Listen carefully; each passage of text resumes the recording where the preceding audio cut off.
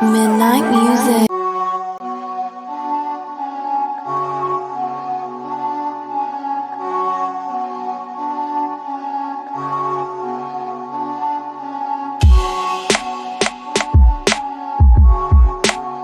Midnight music.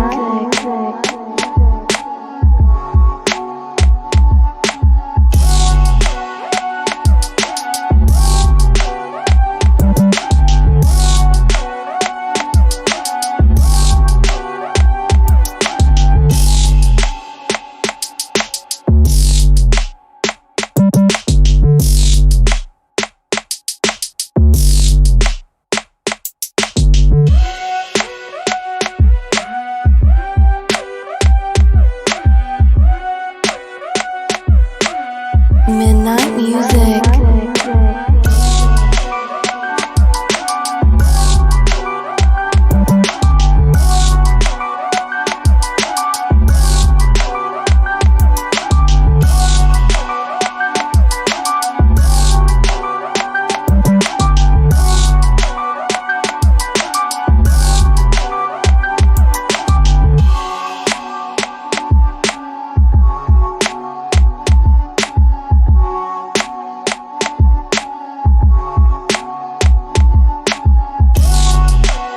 Midnight music.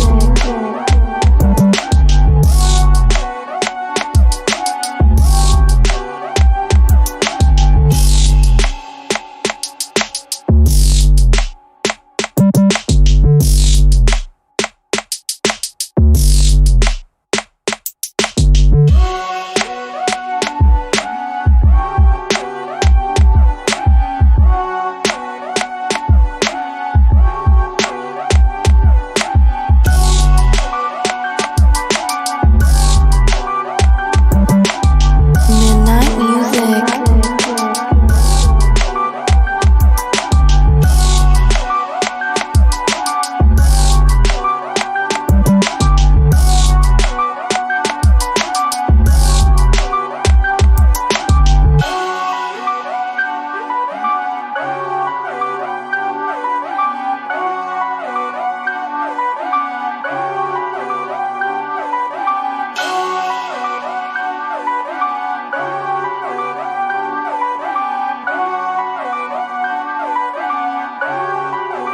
Midnight music.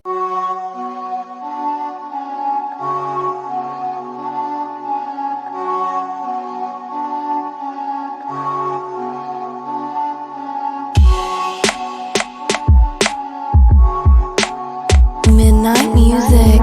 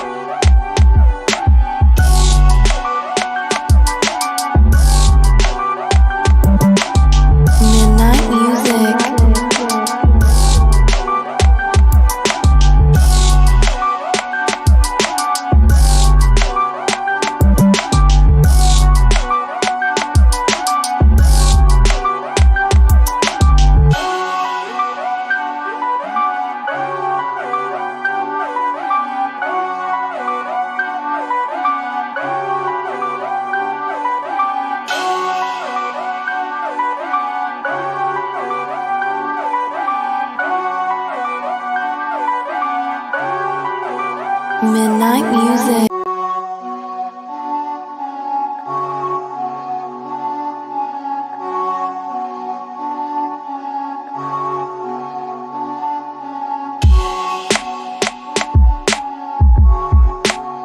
Midnight music.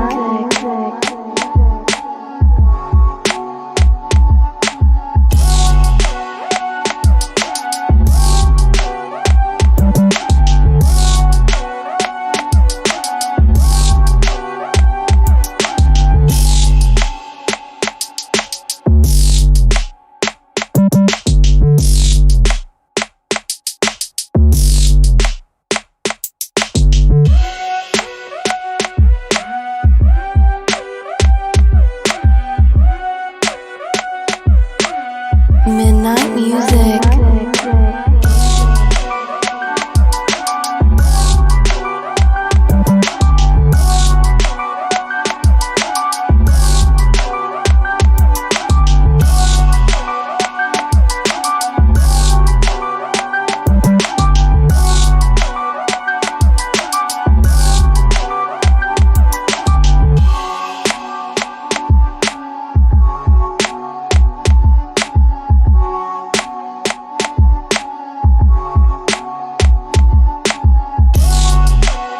Midnight music.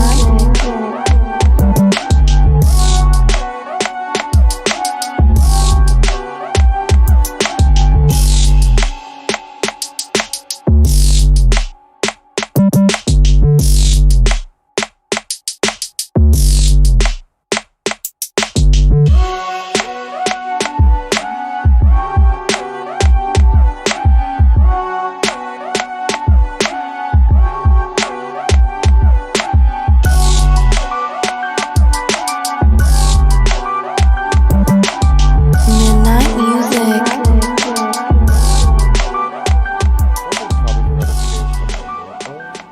Yeah, Kay will pop in. What are they doing? Some with their roommate and cleaning the apartment? I don't know. I read it, but I didn't read it. Kay just said they're going to be running late. Oh, hold Rich, on. what do you know about New York health insurance? Hold on. It said my roommate's FFS. It's tomorrow. We've been cleaning the apartment for the entire day in preparation. Oh, so do you have your AC on? Yeah, I'm going to turn it off. Oh, yeah, that's fine. Yeah, because I can hear it. Yeah, it's fine. FS. What the hell is FFS? FFS? I have no idea. They're going to have to explain when they come on. Yeah, like, I have so many questions. What do you say? What is my thoughts on what?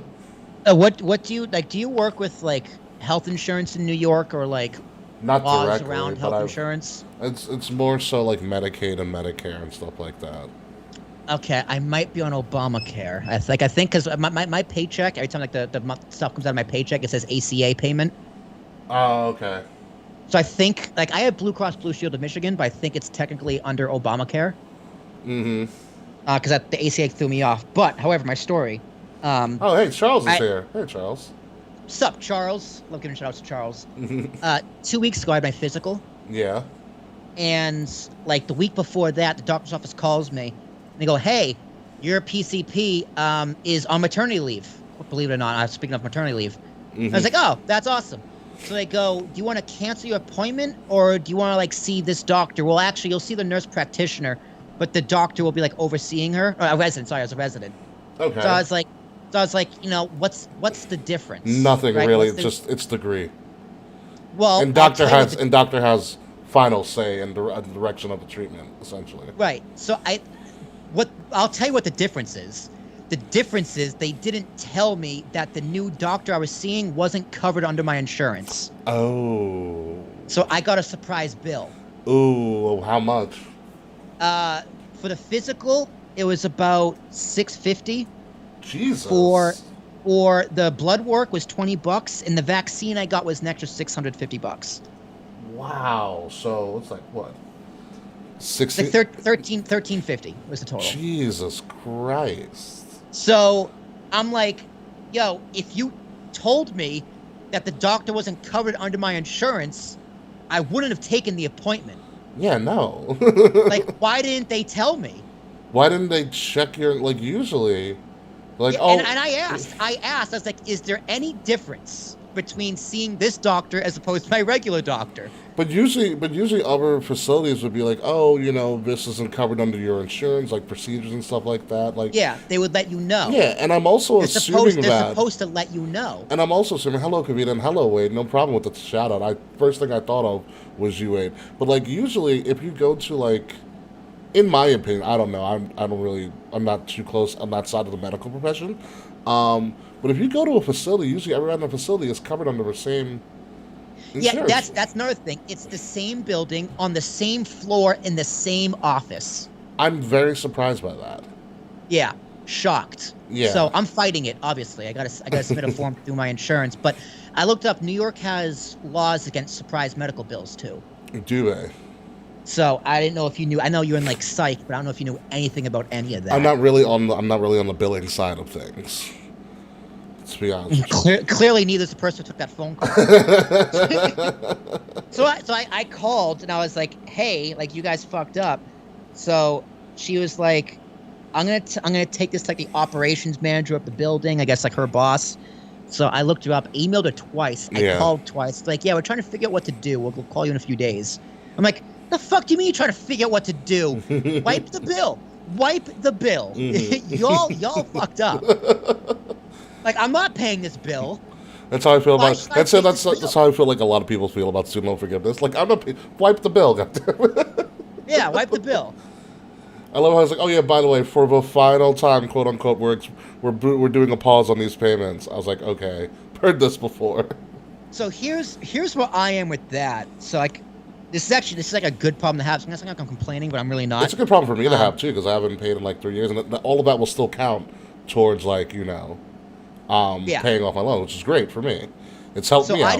I didn't pay either in these past 2.5 years. However, Mm-hmm. I saved every dollar I would have owed as if I did. So Okay, I get you. I have like $4,400 saved up. Okay. That was ready to be paid off next Tuesday before like the interest kicks back in. Yeah. So by the end of the year, I'm gonna have about $5,000, maybe a little over, saved. Sure. Now, do I use that money for whatever else because inflation's getting crazy and things are expensive? Do I invest that money in a Roth or another mutual fund? Or do I take that $5,000, put it off the principal interest free, and have $5,000 left of my student loans? That's tough. My You know what I mean? My initial. Like it's a great problem to have. It is a great problem to have. My initial thought is invested, because that's just I'm thinking Yeah. long term. No, it's my initial. Actually, no, that was my second thought. My first thought was, how much are graphics cards? And I looked, and I was like, that's not bad. $800, I can do that. I got the cash now, baby. I'm not spending it yet. By the way, it's a quad with the quote of the night right now. Did you read What it? we got? I want you No, to read it. I'm not even gonna say Okay. anything. The Quan, it's the chat. Dude, it's the font. I can't read it. Oh, I'm in this chat. I'm in this chat deeper than a dick Inside page. Inside page. What's up, everyone? My man. Wow, it's a quad. Wow. Are you talking to Brad Maddox or are you talking to Xavier Woods? Xavier Woods all the way. I'm guessing Taquan's black. That's my guess. You never know. I mean, You never know. With a name like Taquan, I don't know many white people named Taquan. I didn't know white people named Janelle, and then I met a white girl named Janelle in grad school. And I was like, oh, hey. That's dude. I could see that. Yeah. Brunette or blonde? Brunette. Yeah, I could see that. I Mhm. could see that. Oh, where was it before we went on tangents? Oh, there's this like new Disney game that's coming out. And I sent it to somebody. It's called Disney Dreamlight Valley. Let me give it a go. Dude, Harry Potter's new game. I'm really excited for Harry Potter's new game. I'm excited for everything before 2023, because once 2023 happens and Starfield comes out, I'm probably never playing another game again. Yeah, you're never gonna hear from me again. What's it called? Ricky, Disney what? Dreamlight Valley. What if it's just like you're Mickey Mouse and you gotta hunt all the Disney characters like it's Skyrim? No, it's Dreamlight Valley. For what I looked at it, they're trying to make it like a You watch the trailer. an Animal Crossing. It's Animal Crossing for Disney. Okay. But all your characters you run into are Disney characters. I'm not gonna lie, dude. It's really not a bad idea. I'll pick it up on the Switch. Yeah, I can get it for Game Pass. So, I'm not going to spend money on it.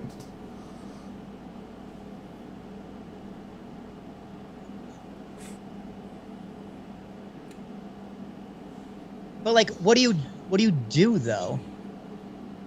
You essentially something has taken over the magic, and you have to restore the magic of the area. So it makes it sound like it's Minecrafty mixed with Animal Crossing. But when I see you run into like Wally and Mickey and Buzz. Yeah, no, it looks. I'm interested. It looks really interesting. Yeah, Jaquan, you're a wild man. He said, if I can't be in a poly romance with Beast and Belle, then it's the non-purchase. Jaquan, I can't wait to have you on the show because we're going to be in tears, I feel like.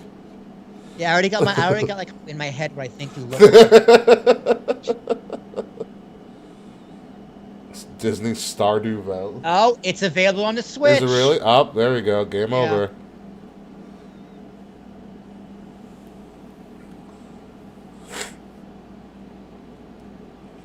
Wow. Garden cooked, kickback fish. But like, there needs to be a point. Like, the point of Animal Crossing is to pay off debt. Is that really? And he don't give you. Is that really the point of Animal Crossing? The point of Animal Crossing is to pay Tom Nook and to make your house bigger. Yeah.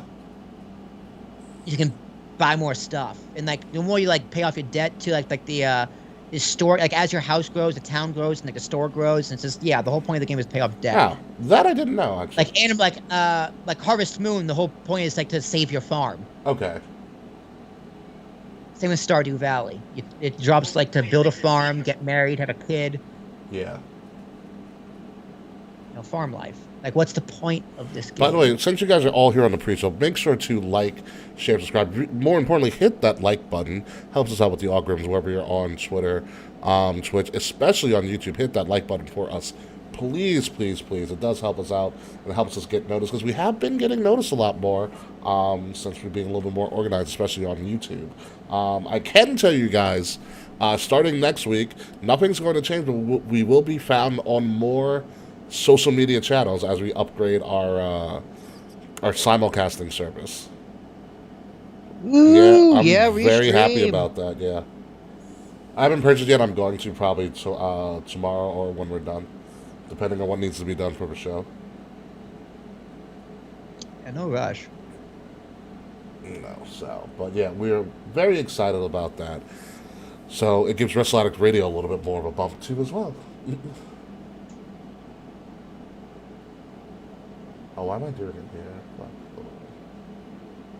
Imagine if Biden just came out today. It's like there are reports going around that $10,000 are going to be canceled today. And he's just like, I just hear to report that is not true. That is not true in the slightest. What you have heard are lies. It's 50,000, motherfucker. It's all gone. Fuck that, motherfucker. It's all gone. Every dollar cent. I don't care if you pay it back. You're getting reimbursed, motherfucker. It's gone. It's all gone. And guess what? Marijuana. It's legal. It's completely illegal. Biden fucking out. Pelosi, you're a dirty cunt. And he leaves.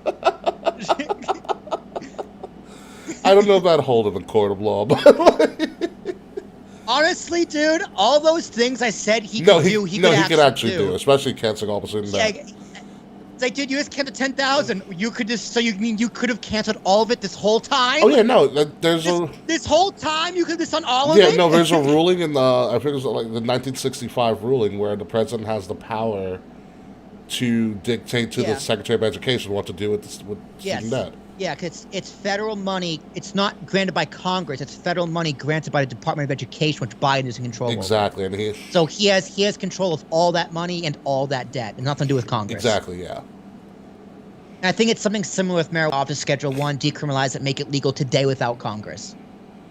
He could free all the nonviolent drug offenders in prison, like Brittany Griner. I mean, all the ones in America. Today, if he wanted to. Yeah. Yeah, like Brittany. That was a good one. I like that one. I'm still mad at the Brittany Griner thing. Dude, Like, did she you see needs to Dennis leave Rodman's for going to go to Russia and try and like negotiate her release? I thought that was a bluff. It is. He's not actually. He walked it back. He's not Oh. actually going. Oh, okay. Oh no, I think he was serious, but then. Although I feel like Dennis got people Dude, I feel in like and out of North we Korea. joked about it on the week a few weeks ago, on the show a few weeks ago. Like, what if they sent Dennis Rodman? I definitely made that joke. Honestly, I believe in Dennis Rodman. Honestly, I kind of do too. He's got a pretty good track record. He brokered bringing NBA players to North Korea to play basketball games, and they got back alive. Yeah, dude. I think. I don't know if he said it or if someone said it on the Jordan documentary, Last Dance. It's just like, Yeah. dude, Dennis Rodman. It might have been Phil Jackson. He's like, Dennis Rodman ain't gonna change. Dennis Rodman is Dennis Rodman, and Dennis Rodman is a good person. He's gotta know how to work with Dennis Rodman. Sounds like a Phil Jackson speech. It's just like, dude, he is who he is. Like, it is what it is. You just got to accept Yo, that. you finally watched The Last Dance. How was it? I've gotten halfway through. I watched Scottie Pippen's Rodman's, and it was one after I watched. I think I'm on episode 5 Yo, or how 6. badly did they house Scottie Pippen on his deal? Dude, I mean, he signed the. I was just like, He didn't sign the deal. I was like, He didn't sign the you deal. signed the contract, dude. Like, I feel bad for you, but you have no one to blame but yourself. Which is, I mean, the owner wasn't right about that. But he's like, yeah, you did sign the contract. He's like, listen, it's like, we're not in contract disputes. Like, this is the terms of our agreement. Do you deserve money? You know what? Fuck it. Yeah, you do. I'll admit it. You do. But you fucked up. You fucked up, Scott. Sorry, you fucked up. But don't get me wrong. Once this contract is over, you're going to get every dollar you deserve. Yeah, that's what it should have happened. Yeah. And then he started throwing Like, the fucking I like, fits. listen, man, I don't even care if you're out of your prime. I'll give it to you. If you go out of your prime, As like I'll just a release back you. pay, yeah. I'll just trade you if you have the money anyway. Like, Almost like think as if that it was like concerned, back pay. Like, it was a 7-year deal or something, 7-year deal. He signed a long-term deal, but it was for, and like, he was like 3 or 4 years change. into that deal by the time he was complaining. Mm-hmm. And by And the he time had, and like it his was over, he'd be out of his prime. I think yeah, that but like was he was already, but he was worth so much more. But he signed so quickly because he wanted to like help provide for his family. Which, listen, man. I get it. It's pressure. Oh, I get that. Bring in wholeheartedly. K, Ricky. They messaged us. Oh, did they? Yeah, let me in. That was 2 minutes ago. Oh, okay, so it's not that bad. All right. Well, she was ready 10 minutes ago. Okay, hold on. Let me bring in Kay. Yeah, it's Also, phenomenal. the Rodman episode The is Rob amazing. episode was fantastic because like he just leaves for Vegas. It was I want to break. What an asshole. the last one I saw was Jordan against the Pistons, and when the Pistons didn't shake hands. Oh yeah, that's a huge That controversy. whole controversy, I was just like, yo. I didn't know the Pistons were that kind of rough and tough kind of team. They were called the Bad Boys. You want to hear the story behind that? Well, it was in a documentary, but yeah, it makes sense because Detroit. Well, do you know So- how you want to know the story about What's how up, Kay? Hey, Kay. Hi. Did you guys forget about me because you were talking about sports again? Yes. Yes. Sorry. Always what happens. Y'all always talk sports. You know what it is, shit. Kay? Kay, I saw it at 7:46 or 7:48 when you said you were ready to go. I saw it, but I immediately forgot about it. I started talking about something else, and then I remembered. I'm sorry. You forgot about me.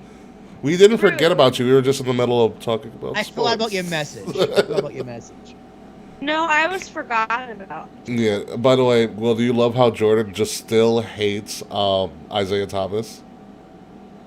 Yeah, fuck Isaiah Thomas. We should have shook hands. I'm not gonna lie, dude. I lost a lot of respect for Isaiah Thomas that episode. They should have shook hands. Because he tried to give the bullshit answer, like, well, the Celtics did the same thing. I was like, no, they fucking didn't.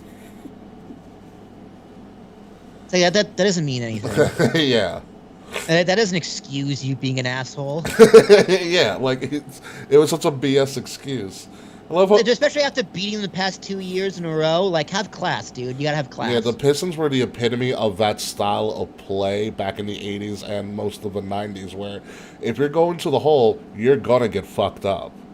I mean, that's fine, dude. That's that. Yeah. Anything on the court within that 48 minutes, Mhm. whatever long the game is, Yeah. totally fine. You can be as rough and tough as you want to be. As soon as that final horn goes, it's all about class. Yeah. Off the court, you gotta be classy. Yeah, I just didn't. And that's your Dennis Rodman. That's why, like, sometimes watching the NBA or in this era kind of, like, it annoys me because everybody flops or, like, everything's like a foul. I'm like, no, let's let them be physical a little bit. Hi, it's 8 o'clock. I know. I do have one more. Oh, crap. Where am I? Oh, hold on. Am I still here? Yeah, all right, hold So on. hello, Mr. Fratz. Hello, Pepita. Sorry about that, guys. Oh, so I almost locked myself out of my own fucking computer. Now, there's a story about how the Pistons became known as the Bad Boys. Because the Pistons have their own 30 for 30 documentary called The Bad Boys. And so here's how the name happened. So the Pistons were starting to be known for being this rough and, like, team that would fuck people up. And all the time. And so they were getting compared to the most notorious team in the NFL that would do that a lot and play dirty and kind of like... The Raiders. Exactly. The Raiders.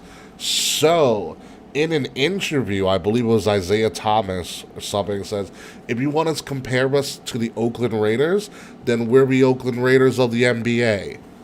Within a week's time, Al Davis, the owner of the Oakland Raiders, sent like 3 to 4 boxes to the Pistons with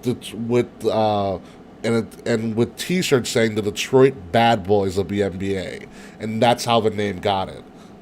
Because Al Davis was like, "This is marketing genius. I'm gonna do it." Dude, see, I'm not in a strange way. That's classy. Yeah, he's like By the Raiders. That's class. That's what I mean. That's exactly what I mean. It's classy. Mm-hmm. He didn't like. He could have been a dick and like try to, cease and desist. Like that's our thing. Like could have been a big old dick about it. But no. Here's some merch. Yeah, and Make us more popular. It became iconic.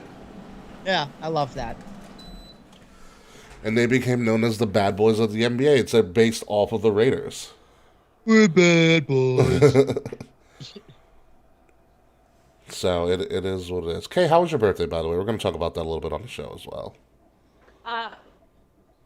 My day was absolutely incredible, perfect. We did the emo night theme party. Mm-hmm. You need to fix your video, Kay. You're frozen. It was just perfect.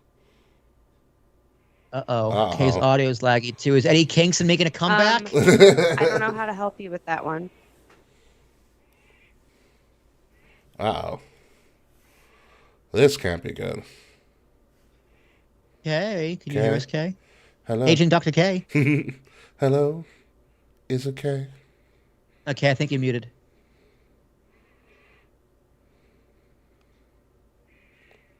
Mix Murphy. Mix Murphy. Kay, if you can hear us, put your hands in the air like you don't care. What? There you go. Oh, yeah, I've been able to hear you the whole time. Yeah, but we couldn't hear you. Yeah, we couldn't hear you. Weird. You are Weird. laggy. Great. Okay, how's your internet?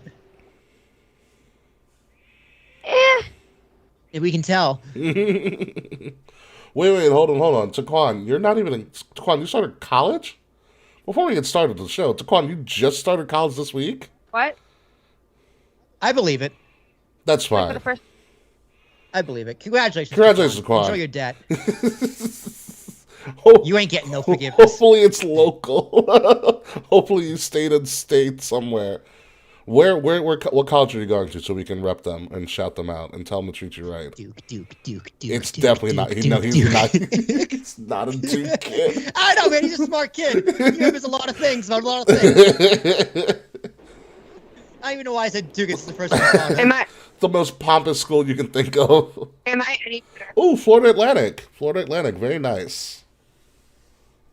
Hey, Hello? Kay. Am I any better? Audio-wise, yes. Visually, you're still frozen. All right.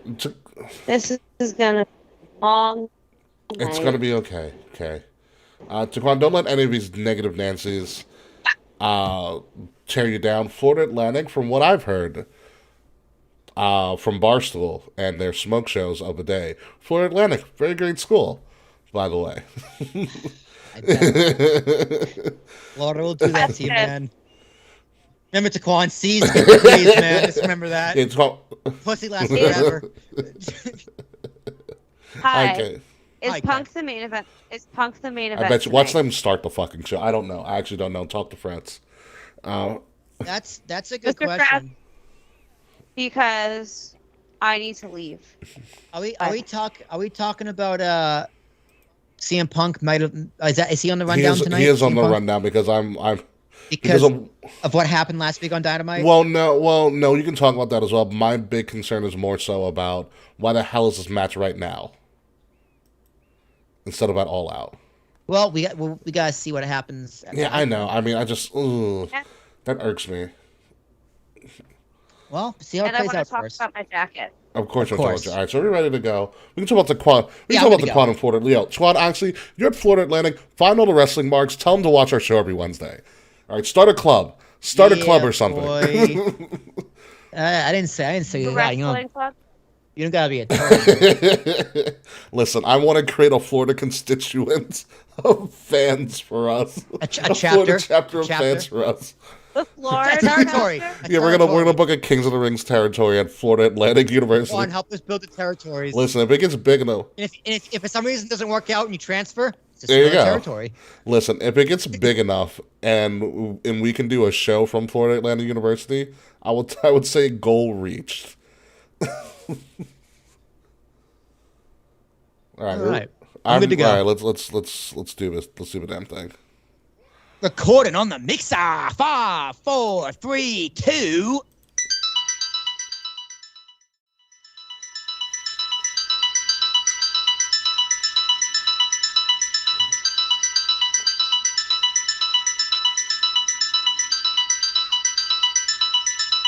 Midnight music. Coming up this week on Kings of the Rings podcast, oh baby, what a time to be a pro wrestling fan. Johnny Gargano gave his answer in the most Johnny Gargano way possible. Dexter Lumis is still on the loose. Ronda is in handcuffs. And AEW's All Out main event is actually going to be on Dynamite tonight. Oh baby, sit back, relax, and bring out your favorite juice box because it's the 305th episode of Kings of the Rings podcast exclusively on Wrestle Addict Radio, and it starts right now. Midnight music.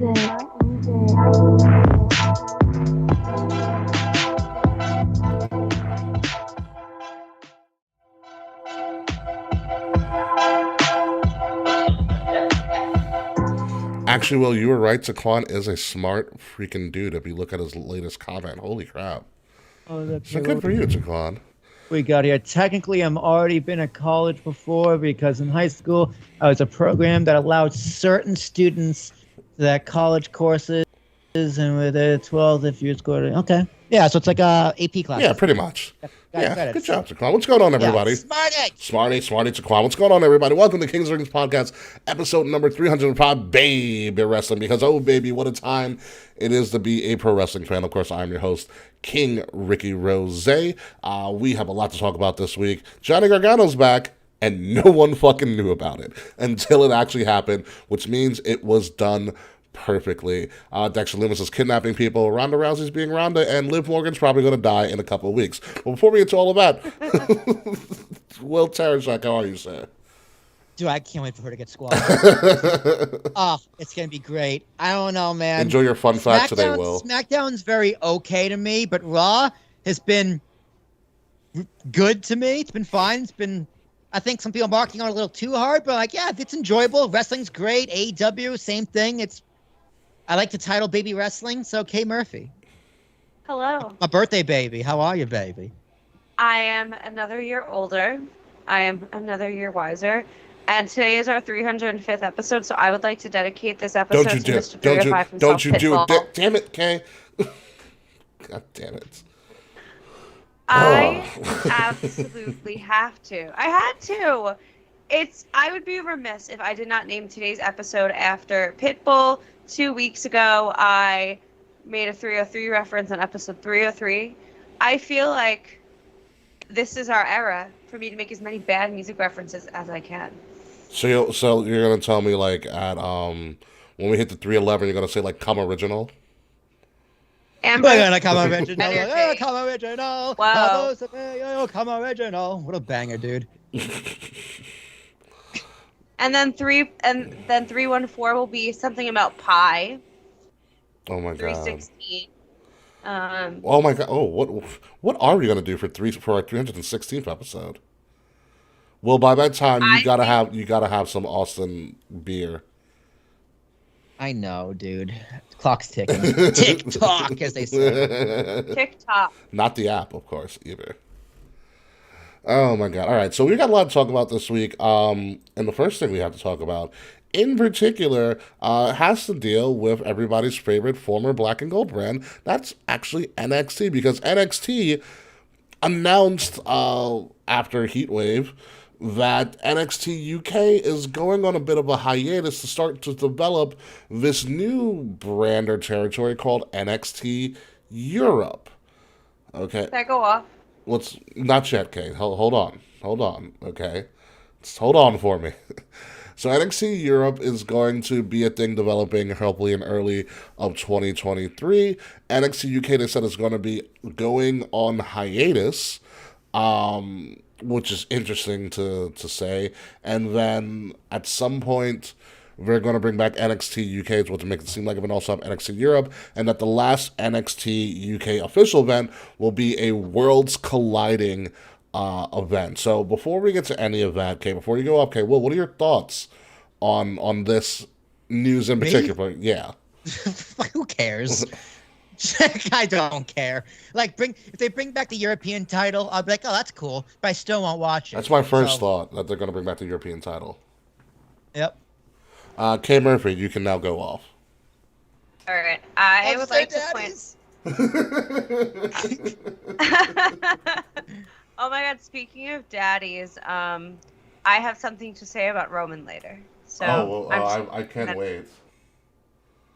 But and back to daddies, they fucking released Trent 7 the day before my birthday. They did do that. Yeah, They did. They released a solid chunk of the NXT UK roster, and I don't think they're going to bring back NXT UK. Because No, why would they? I am the only person that cared about that show, and even since, I have not watched it in a few months. Okay, so just to break down with you, Kay Murphy, let's go through a list of NXT UK talent that has officially been released. As per What Culture's report, we have Zaya Brookside, who is the daughter of one of NXT's lead coaches, Robbie Brookside, which is interesting. Eddie Dennis, Saxon Huxley, Amir Jordan, who I thought had a really bright future, Donnie Luna, Dave Mastiff, Amelia McKenzie, Primate, the both Samuels, Nina and Shaw Samuels, Sid Scala, Trent Seven, Ashton Smith, Jack Stars, T-Bone, not compared with T-Bar, T.O. Man, and Kenny Williams. I also heard that Flash Morgan Webster was also released, as well as it was Flash, Mark Andrews, Amale, and Wild Boar were all released from NXT UK. So, Kay, what are your thoughts on all of that? So I think that the writing has been on the wall for NXT UK for a while. Like, they've literally, NXT has plucked the people that they saw promise in, like Grizzly Young Veterans, Kaylee Ray, fucking Pete Dunne, Tony Storm, Rhea Ripley for a while. Tyler Bates show up? Rhea Ripley, like, there are a lot of people that NXT pulled from UK before they shut this down. They did, and then they made that very, very apparent on... Jordan Devlin as well. What was that? And Walter. Oh, and Walter and Jordan Devlin as well. Yes, Jordan Devlin now going by J.D. McDonough, which is... What? Really? It's J.D. McDonough, so it's Jordan Devlin McDonough. I'm guessing because, again, Jordan Devlin is his real name. And so, Or because they don't want you Googling Jordan Devlin, because didn't he get Me Too'd? Yeah, he did. yes. Was it Jordan? Yes, it was. Yes. Yes, it was Jordan Devlin. So, J.D. McDonough. But like you said, Kay, there was there's an instance of bringing in a lot of the people they feel like promising. So in NXT Heatwave, a special event NXT had last week, but I do recommend that everybody watches. It's a really good show. You did have Gallus show up and beat up a tag team champion. Wow, really? Gallus did show up, yes. Yo, Gallus is so fucking good. Gallus is a bunch of thick boys, and let me tell you that. Bunch of... It is meat slapping majesty with Gallus every time. bunch of thick boys. There was a backstage scene with Indy Hartwell where I want to say it was Bea Priestley, but it's not Bea Priestley, but she has black and white hair, Kay, so you gotta help me out with that. Blair Davenport. Blair Davenport also showed up as well there, but also, last but not least, at the end of Heatwave, where Braun Breaker beat JD McDonough, you had the current NXT UK champion Tyler Bate face off at the end of Heatwave. So there is, to me at least, a bit of they're merging UK and regular NXT for now, is the idea. But I do think they're going to just rebrand them to NXT Europe. Yeah, I think they're going to keep the NXT, maybe United Kingdom Championship on NXT, and then bring back the European title for NXT Europe. I'm all for bringing back the European title. Yeah, that'd be pretty cool. It would be kind of dumb not to. Yeah, if you're doing NXT Europe, you're going to have to bring back the NXT European title. And I think this goes back to a plan that Triple H has been trying to do for years. He called it global localization, where he wanted to put NXTs. He's pretty much creating all the territories under the NXT brand again, but making it in a global perspective. He wanted to create NXT properties in all the major places where there's wrestling. So Europe, easy, hot one. Yeah. Japan, and then Mexico as well, or South America, whatever you want to call it. So I went on a brainstorming thing, I think with Mr. Wild P and Sir Charles. It was watching about what the potential of this could possibly be. And I think the potential is huge. It's a big risk, though. It is a huge risk. Because you're essentially subsidizing all these different leagues. Like it's a great idea for creative. It's a great idea to build talent, but I get to scout talent. But because the ultimate goal is to get them on WWE, essentially, right? But those products need to still make money. At least not be such a detriment to WWE, because they got to pay for everything. All of that, yeah. All over the world. Like, it's going to be hard to maintain and manage. And you got to staff those people. Production TV, like, those are like 4 brand new companies around the world. Yeah, they do already. WWE, to my knowledge, does already have global offices. For sure. They do. I won't say secretly, but they never talk about their global offices, but they have them around the world. But then you got to ask yourself, NXT UK, how much money do you think NXT UK brought the global corporation of WWE? So that could mean money in euros, US money.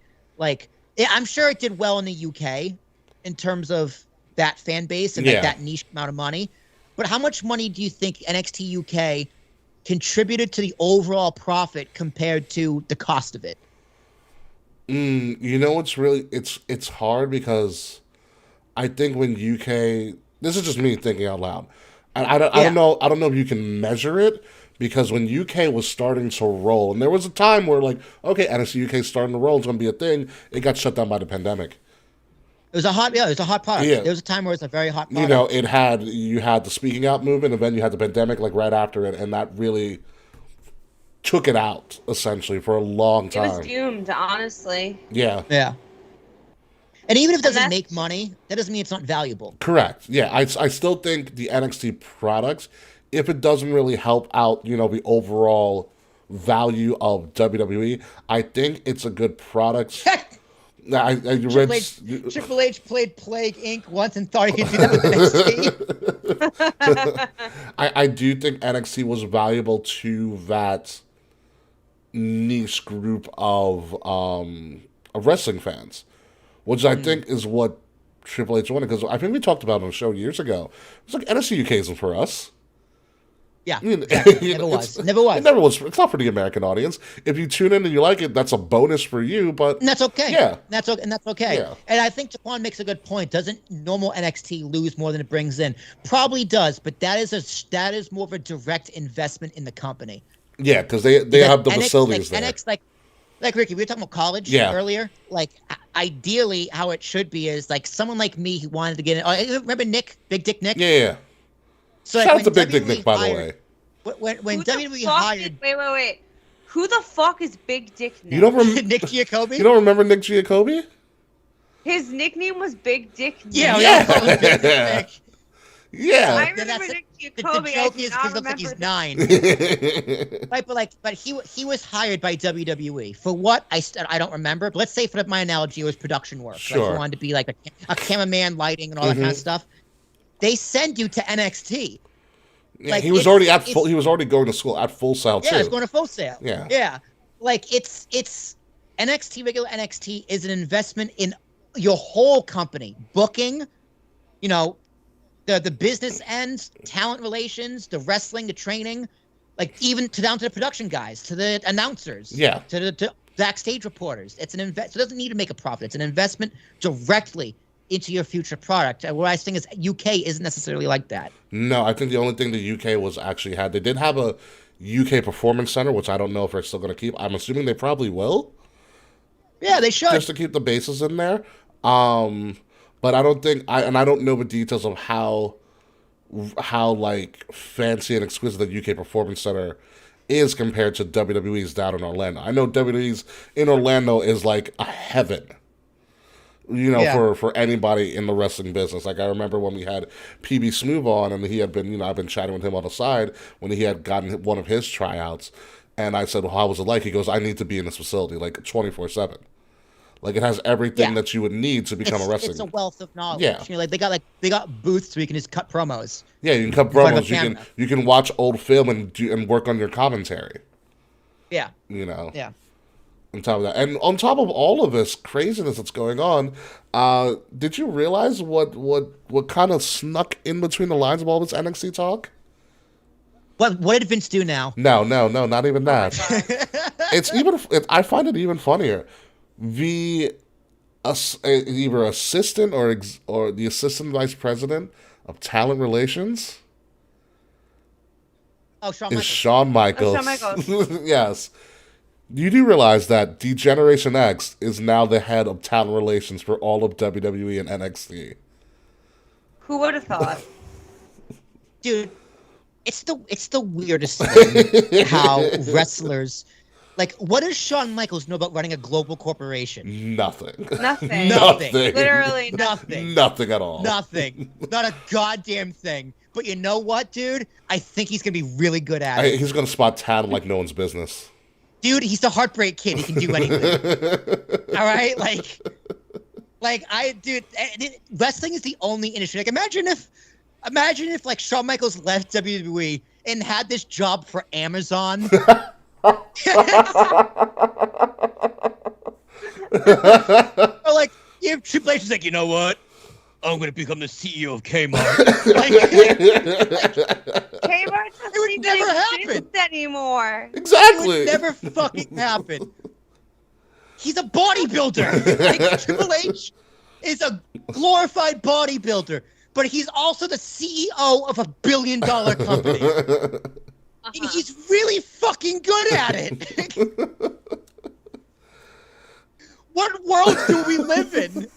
I don't know. Maybe you don't need to go to college to become like an executive of fucking Walmart. It's a scam. Oh, like, my it's God. unbelievable. Unbelievable. But you know what, dude? There's nothing more American. Like, yeah. That can't happen. That can't happen anywhere in Europe. Triple H got into a storyline with the boss's daughter, married the boss's daughter in real life, and now is the head of the company that brought him in as the New England Blue Blood, Hunter Hearst Helmsley. Dude, and he got to date rape her on TV. Like, as per storyline. As per storyline, yeah. And he got to fuck a corpse. Yeah. Like, what? Which, like, at least The Kay buy Go ahead, Kay. the biopic of Triple H's life is going to be insane. Oh yeah. Yeah, dude. Like, dude, at least Kane running for office makes sense because literally being a politician, you need no qualifications for anything. No, you know. So that makes sense. Like Kane winning for office and winning. Hell, Jesse DeBody was a governor. All right. Arnold Schwarzenegger was a governor too. Arnold Schwarzenegger was a governor, and you know what? 3 for 3 in politicians. In my Oh. way better than fucking Ted Cruz or AOC. Oh God, I fucking hate Ted Cruz. Fuck Ted Cruz. Let's never talk about Ted Cruz on the show ever again. Yes, please. God, a guy who forgets he's Hispanic. Oh no, he I knows. forgot he's Spanish. That's why he goes by Ted and not by his real name. He's what certain. Oh my God, neither does Bill De Blasio, but he is what a certain group of people call a good one. Yeah, okay. God. Wait, what is Bill de Blasio's real name? It's not Bill De Blasio. It's like Will. It's probably Will something like Wilhelm. William No. Blasio? No, hang on. It's like Bill De Blasio. I don't know why I put an N. William de Blasio? Warren Wilhelm Jr. Oh, so that's where the Bill comes from. The Wilhelm. Yeah, Wilhelm. Gotcha. Wow. Yeah, but then he changes. He went by a surname so he can sound more Italian. Really? Yeah, dude, De Blasio. That's so Italian, and it's New York. Yeah. Hey, whatever works. Yeah, dude, he culturally appropriated my culture. But De Blasio is part of his name, so he's not culturally appropriating anything. No, his name is. Where do you see De Blasio in Warren Wilhelm? Oh, so he changed his name to De Blasio. Yeah, He changed his name completely. He changed his name to Bill De Blasio. Oh, so Warren Wilhelm was his real name, and then he changed. It's his real name. And then he changed Warren Wilhelm is his real name. Oh, so then he changed the Warren Wilhelm De Blasio. He changed it to Blasio so he could sound more Italian so he could win mayor. Wait. Is his name legally Bill de Blasio now? I think so. Huh. Yeah. Interesting. I mean, I have no problem with him changing his name. It's fucking hilarious. I honestly have no problem with him appropriating Italian culture either. I think it's hilarious.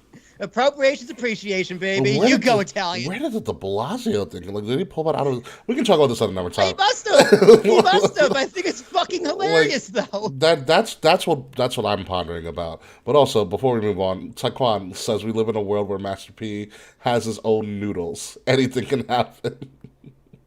What?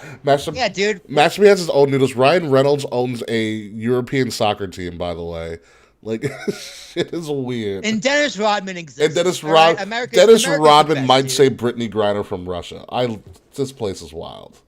Never a dull moment.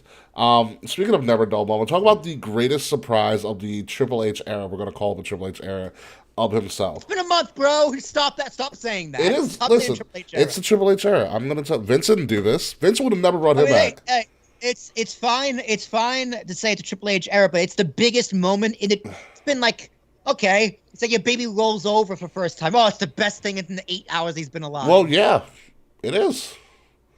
But it still is. This is the biggest moment of support. And the fact of the matter is, from what I've read, is that this was a genuine surprise for everybody in the back. There was a very small group of people who knew that he was showing up in Toronto.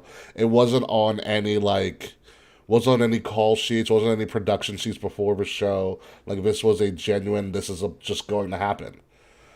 That's pretty cool. That's really cool. It was. I mean, I think I probably had a similar reaction to most people. Like, I'm BS. Like, Raw's going great at this point. Raw's going great. You know, Dexter has just kidnapped the Miz, and everybody's like, "Oh, okay, I guess this is just a thing." You know, like, happening, and then they went to commercial. I was like, okay, commercial, BSing, and then they came back from commercial, nothing was really said, and then Rebel Heart started playing, and I said, wait a minute, I know this song.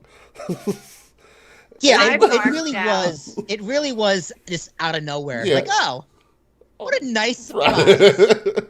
Like, not even like he didn't interrupt Alpha Academy, he didn't interrupt Theory. Theory interrupted him. Which is brilliant, by the way. Dude, the word for Raw this week is different. They did something different. They kicked off with during the pyro, not what have you, the Riddle Seth brawl, right? That's just like, oh, this is new. It's not just a promo in the ring, yeah, right? Then Johnny Gargano coming back from a commercial break out of left field. Yeah. Oh, okay, cool. I love it. Yeah, What were, it was different. Kay, what were your thoughts on the Johnny Gargano return? I was so surprised. Like, I haven't been that surprised by wrestling in a really long time. I watched Raw while I was working this week, so like I didn't process Raw the way I wish I did because I was not expecting. I was literally like typing away in the computer, and then I heard this Rebel Heart. And I'm like, what? Yeah, I mean, it was really funny because if you look back at the Canadian crowds there in Toronto, a lot of them also didn't know how to react initially. They looked stunned. I literally turned away from what I was doing and looked at my TV, and I saw the crowd look stunned. I was stunned too. I was like, "Wait, what?" And then like I saw his logo on the heart of it. It said Gargano. I was like, "You son of a bitch, you!" And I find it hysterical, Will, because guess where AEW is at tonight? Are they in Cleveland? They're in Cleveland. Oh my God, that's amazing. That's so good. That's so good. You know, the initial pop of Johnny's music didn't really pop that hard. Until he then walked once they out. came out. Yeah. He walked out and they're like, oh, right. Woo! It was nice, dude. I liked it. I was like, that's a genuine moment right there. Yeah. 15,000 really people think forgetting and then instantly remembering all at the same time. I really think people were also expecting on AEW tonight. Yeah, yeah. Why? Why would he go Cleveland. there? But that doesn't mean anything. Like every time we're in our hometown, someone's wrestling, it's like, oh, maybe so and so is coming back. Mm-hmm. It's like that, but when has that ever happened? You know, Triple H came back in Madison Square Garden. Yeah, that's because WWE yeah, doesn't go to New Hampshire for Raw.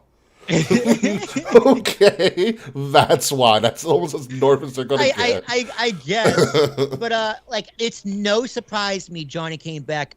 Johnny strikes me, and this is from like meeting him twice. All right, at signings, I paid for it, so I paid to meet him. Fuck you. Yeah, which by the way, Johnny Gargano. If you ever meet Johnny Gargano in person, please do. One of the nicest wrestlers He's ever. So nice. Super sweet. Yeah. So for my brief confrontations, not yet confrontations, meetings, this is the sense I got for him.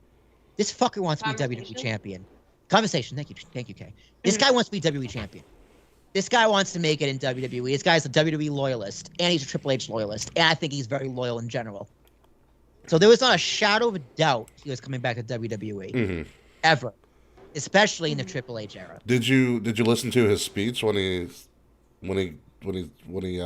got in the ring? In the ring? Yeah. Yeah, it was great. It's essentially everything Yeah. he said. He said, he's like, well, first off, he came back for his child Quinn, which I get it. You know, he wanted to show his child body. It was a great introduction to him. Oh no, it was great. Johnny Gargano's never been bad on the microphone at all. He's very personal. It's like he knows how to talk to the fan base of like marks almost. NXT was a great help for him for that because when he first started his promos, I don't even remember them, but I can. As his career went on, his promos have gotten better and better and better. Yeah, and sure. and so when he, one of his things that he said, he also said in the backstage segment that aired online, he was pretty much like, I want to win the Intercontinental Championship. I want to win the U.S. title. I want to go to WrestleMania. I want to win the WWE Championship, and I can only do that in WWE. Yeah. And to be honest with you, it's going to be like that for a while until there's something comparative to a WrestleMania level event. There's just I don't think people realize how much of a cultural significance inside of the sport and outside of a sport that WrestleMania is to so many people of my generation, of a generation, and the generations before ours. How big of a deal that is to grow up and see the things that they saw at WrestleMania and be like, I want to do that, and I can't do that anywhere else unless I am in WWE. Dude, the crazy thing is, it's still super underrated.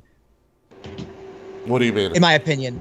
I think, like, in comparison to the Super Bowl, the finals, the World Series, Sure. I think that WrestleMania is still underrated and underappreciated. Yeah, it's looked down on. It is. It's looked down on. It's looked down on. Yeah. For sure. But it's still it's cooler than all of them. The Super Bowl halftime show can it's suck the a coolest nut to thing. WrestleMania.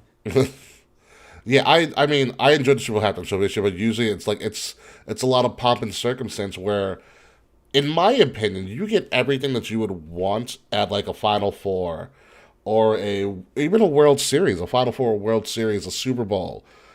You get sports, and you also get entertained, all in the same thing. It's the best of both worlds. Yeah. It really is. You know, And you get maximum male models. That too. You do get maximum male models. So I'm happy for Johnny to get back. I'm also excited for the fact that we can potentially see Ciampa and Gargano go off at a WrestleMania. Dude, there's so many possibilities. Honestly, Gargano with Theory right now is great. Gargano with Miz would be great. Gargano and KO would be great. Gargano and Ciampa would be great. Gargano and Priest would be great. Gargano and Finn. Hell, Gargano and Rhea would be fucking great. Gargano and Rhea would be fucking great. Like Gargano with Michael Cole would be great.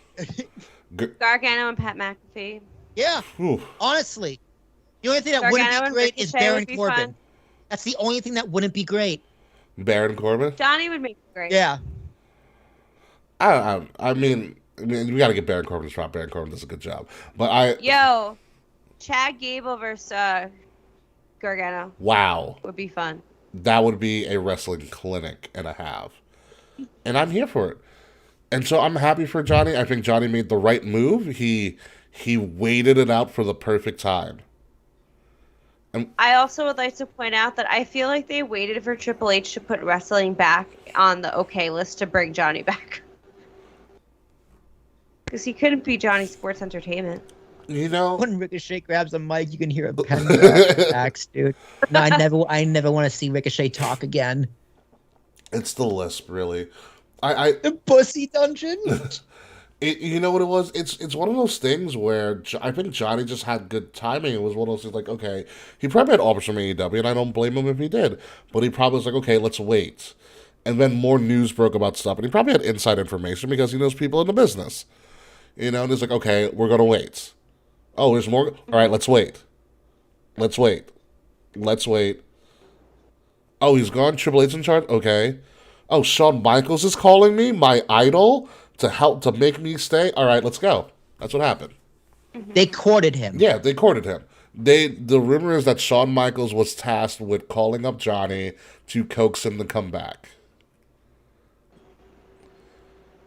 Yeah, that would work. Yeah. I mean, it works. Yeah. Again, another reason why you put wrestlers in these executive positions. It's like, well, like, what if Derek Cheetah called you tomorrow? I don't care what the answer is. I'm doing it. Exactly. I get like, hey, Will, I got a task for you. I want you to walk to Phoenix. Yeah, I'm serious. Okay, Derek, I'll see you there. Oh, I'm not gonna be there. All right, I'm going. See ya. I'll do it. Yeah, I don't care what it is. I'm doing it. Exactly. That proves Will's point. You put these people in power, they have influence over the people that you're trying to bring in or trying to keep. Yeah. Yeah. It's a fantastic job. Fantastic job. So I'm excited to see what Gargano does. And also, Austin Theory is brilliant as a heel. So good. So Hit me, Johnny. Hit me with it. He's just like, all right. I was like, wow. I was like, he's such a good heel. He got it. Yeah, he got it. He gets it. Yeah. He gets it. On to AEW and some interesting things coming out of there. In particular, Kenny Omega's back, everybody. Yay. Woo! So we have two conspiracies Okay. regarding AEW. What's your AEW conspiracy, Will? So one of them is about Kenny, and if Kenny is 100%. Oh, I heard that. Like, they said he looked a little sluggish in the ring, and his One Ring and Angel wasn't that great, and like the V trigger wasn't that. He just didn't look that and didn't look himself. Mm-hmm. So people are saying He had like, ring rust for sure. he wrestled in his T-shirt. Like, it didn't look like Kenny Omega. So people are saying like, oh, like he's not the same. He's still wrestling her. He come back too early. This, that, and the other. Whatever the fuck likes to talk about. And the other half was saying, no, bro, it's a storyline. Like, just wait. Like next week he's gonna come out without a shirt on. Like, he's gonna be just fine. They made such a big deal about Kenny's entrance, which I think was by design to hide the fact that Kenny was not good to wrestle. Yeah. He's also in a trios tournament. That's the point. They rushed him. That's why they brought him back, so Kenny and the Bucks can be the inaugural trios champions. You know that's what they're doing. yeah, but also the fact There's that no fucking way anyone else wins that. also the fact that he's in a trios tournament. Usually, people get put in tag match. Well, if you're putting people in tags, it's usually to hide something. Yeah, you can hide Kenny, but within the Bucks. Exactly. You can hide the fact that he is not ready to go as a singles competitor if you hide him in a tag team or a trios. Yeah. Yeah. I'm glad he's back. I like Kenny. They need him. AEW needs some buzz right now, and Punk and Kenny, that's buzz. You know what? Whether it's good or bad. Yeah, but AEW also needs that video game to look a lot better than what it looks like. And Kenny was in charge of that. Apparently somebody was streaming like a preview of the game on Twitch, and it looked fun. I didn't see it. But I saw that on Twitter today. I saw a couple of screenshots. It still looks too cartoony. Dude, Maybe if the that's graphics aren't as good, but the gameplay is smooth and it's fun, It'll work. I don't care. Like WWE looks pretty, but the game itself is kind of eh. I like the 2K22 if the graphics are like gameplay. but the gameplay is wow, I don't care. It's the first game. The graphics don't need to be perfect. Yeah.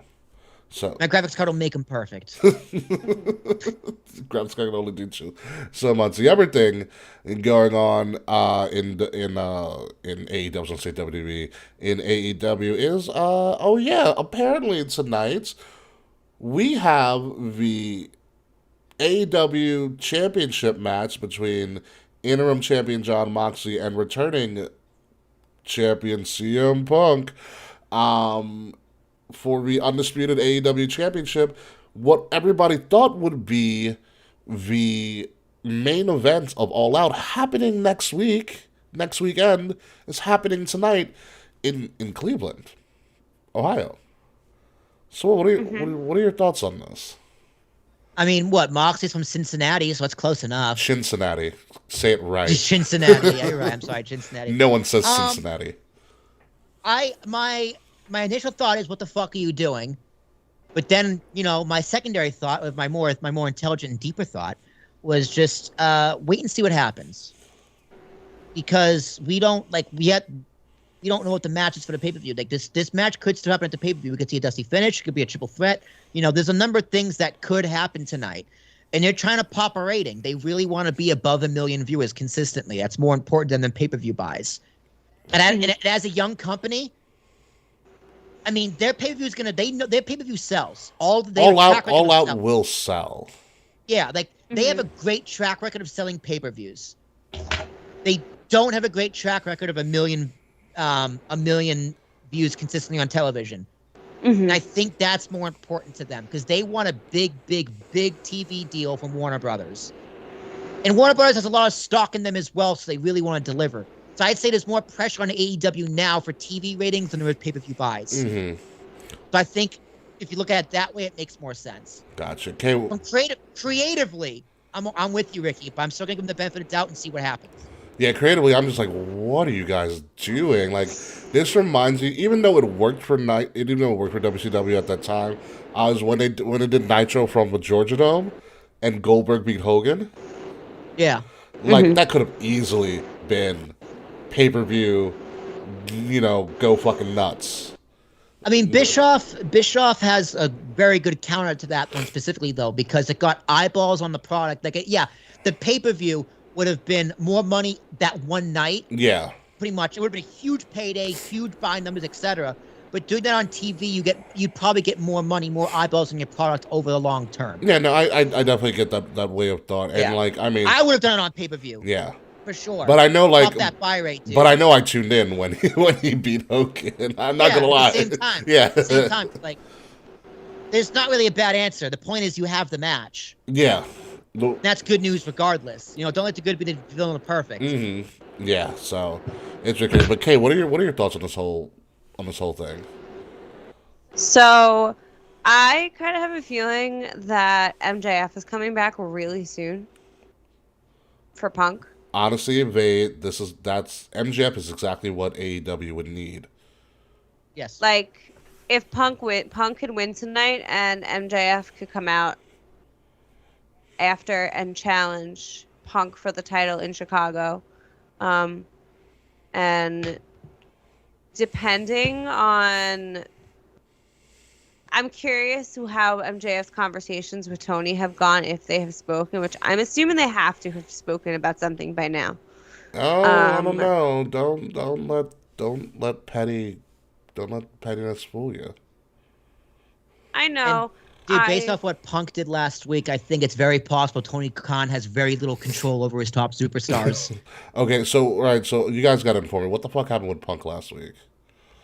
Punk called out, what pretty much went rogue and called out Hangman for no fucking reason. Yes. Oh. And Hangman was busy, so he obviously didn't cut. Like, he was like, I guess, doing other shit backstage, so he didn't come out because he wasn't supposed to come out. Mm-hmm. He wasn't there. I heard he wasn't even there. Oh, he wasn't even there? I heard he wasn't even in the building. Like, he wasn't there. And Punk knew he was there. So, Ricky, what happened is Punk kicks off Dynamite and essentially says, there are two really things I got to talk about right now. One more important than the other. Let's get one that's not important over with. Mm-hmm. And he goes, Hangman Adam Page, like, you want your rematch? Let's do it right now. And the line that really has everyone going is, he's like, when you screw up, when you disrespect someone, the apology is supposed to outweigh the offense. And he's like, and you didn't do that. So here I am calling you out. And he did all this knowing he wasn't there, and then immediately went into Jon Moxley. Because he's in a program with Jon Moxley. Mm-hmm. So why are you cutting a promo on Hangman Adam Page? Are you in a program with Hangman Adam Page? Yeah. Apparently, No. there's some. I don't know what exactly happened. Apparently, Punk has heat with Hangman backstage. Which is fine. Which is, you know what? Have heat.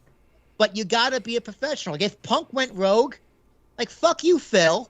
Again. What the fuck are you doing? Yeah. Don't bury one of your top talents in the company. I thought you were a company guy. wait, hold on. You thought Punk was a company guy? Yeah, I was being facetious. I know he's not a company guy. Yeah, Punk. And you know what's funny? You know what came out recently? So it was like the 11th anniversary of. Do you remember when Punk and Triple H were feuding, and Triple H was saying that said to Punk that CM Punk wants to be the catalyst for change, but only when it benefits him? Ooh. It's true. It's true. It is true. Yeah, it is. Wow. Triple H, nail on the head. Holy fuck. So here's the thing that really irks me, and I don't know whose fault this is, but AEW, because remember the MJF thing, the big question was that real? Is it real? Mm-hmm. With Kenny, now is he injured? Oh, is this real? Now Punk going rogue, is this real? I don't like that AEW has me asking if what I'm seeing with my own two eyes is real. Like, not that consistently. Not that consistent. Like it's okay to work. The whole business is a work. I get it, but is this real? Isn't a good question to be asking. Like, you can't just enjoy the product for what it is. You gotta be asking, oh, is this real? Mm-hmm. It's like you're not watching the right story. Mm-hmm. It's like what's bleeding. It's like what's happening backstage is bleeding out onto TV, and that's never a good thing. That's That's exactly what's happening. You don't want to air too much dirty laundry, and like this is something that's the best part about Vince McMahon, and another reason why wrestlers need to be in these positions. The boys have to respect you, especially the top boys and girls. Mm-hmm. The talent needs to respect you. Everyone respects Triple H as the boss. Everyone respects Vince McMahon as the boss. Hell, you respect Bruce Pritchard as the boss. Yeah. Do these people, these top guys, all of them, some of them, sure, but do you think CM Punk respects Tony Khan as the boss? Hell no. No. I don't know. I don't know the answer to that question. But based off what I'm seeing on TV, and I'm asking, is this real? No. Fuck no. And that's not good in any situation. I think Punk likes Tony Khan. I think they get along very well. But at the end of the day, Punk is here to do whatever he wants to do. Yes. This is probably his final run, and he just wants to do him. So I don't agree with him going rogue and attacking Hangman on TV for no fucking reason, but it tracks. It's not shocking. His behavior is not shocking. It never has been shocking with Punk, but No. this is when you have to, as the head of your company, where you have to step your foot into Punk's ass and be like, listen, don't fucking do that. Like, Hell, unacceptable. Martha Hart walked all over him. This is what I'm saying in Martha theory. Hart got like an hour, You know, and more or less. And I do think Punk went rogue. That is my honest opinion, because there's other people saying out there, oh, it's a work. Tony Khan knows what he's doing. It's just I don't believe that at all. I don't believe Tony Khan knows what he's doing. The trade looks like the track record's going again. Yeah. It's just like, Tony's a smart dude, but he's not that smart. yeah, No, like, he's not that smart at all. He's I don't think he's wrestling smart. No, he's not. Like, I don't. He's not a good wrestling politicker. No, because he doesn't understand the business. He understands the business from the perspective of a fan. Of a fan, and like that has its strengths. But it has a lot of weaknesses when you're trying to run the business. And he had people who could have helped him, like Cody, but then Cody left. Yeah, You and know? there's some people on that roster who are genuinely good people, like a Kenny, like the Bucks, like a Hangman, hell, maybe even like an Adam Cole, Mm-hmm. who like maybe not Adam Cole, but like the original core. Like Cody left, right? Yeah. That's a bad sign on Tony more than anything. Yes. Like your partner, the guy whose idea it was left. Yeah. The guy who... And now you want to say it's smart to play 40 chess with CM Punk on TV to get people talking on the internet? No. Yeah. No. Sure. Okay. You can play 40 chess. I'm going to live here in reality. Yeah, no, it never looks good when the guy that helped legitimize the concept of AEW, that being Cody Rhodes, as he had the most experience running anything, ups and leaves in, which should be still a growing period for them. And I WWE's biggest problem is always creative. Always. It's creative is always the bigger problem than all the backstage bullshit. correct. It's never And production. that's by design, because they don't let backstage politics, except for Sasha and Naomi, get in the way, yeah, TV. or anything with the Warrior from time to time. Yeah, well, fuck him, he deserves it. But it's never the way the product is presented. It's never the way packages are presented with WWE in general. It's always how can we creatively grab the audience and keep them there. Yeah, and I like works, but you gotta be classy about it. Yeah, you've really gotta hide it. Like when essentially it's like when HBK insinuated that Bret Hart was sleeping with Sunny, he does a Sunny Days promo. Oh, that was great though. But like such you don't like the common fan doesn't know that. Yeah, no idea. And that's how you kind of weave it in, and then it can come out later like, oh, he was saying some shit to him, but like, oh, what, dude? Taquan is totally right. Tony Khan gets treated like a male Dixie Carter. Dude, that's what it is. Yeah. Also that's what it is. Yeah. Also in AEW news, apparently Thunder Rosa is injured, so there's going to be another interim World Women's Champion. Yay! Amazing. Congratulations, Britt Baker. You're champion again.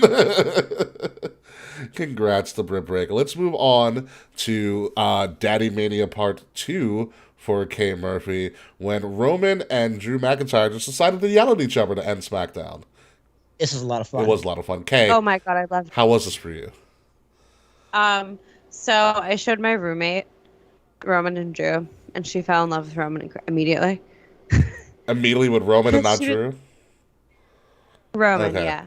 So we were cleaning today, so I had my computer in the kitchen while I was cleaning the kitchen. I was watching SmackDown and AEW while I cleaned, Mm-hmm. and she was like, she walked by and earlier in SmackDown she noticed Sheamus. She's like, oh, he's hot, and then she Wait. Time to fuck out. What? Said Sheamus, oh, he's hot, and then saw Roman. But before Roman, Okay. Ricochet. Okay, all right. Okay, all And right. then, so later in the episode when Roman came out, I knew Roman would be so great. So I literally come to her. I'm like, yo, my number one daddy's on TV. Come. I love that. I love that she knows what that means. My number one. I hope you love your fun facts this week, Kay. I do, because it's true. I do love my daddies.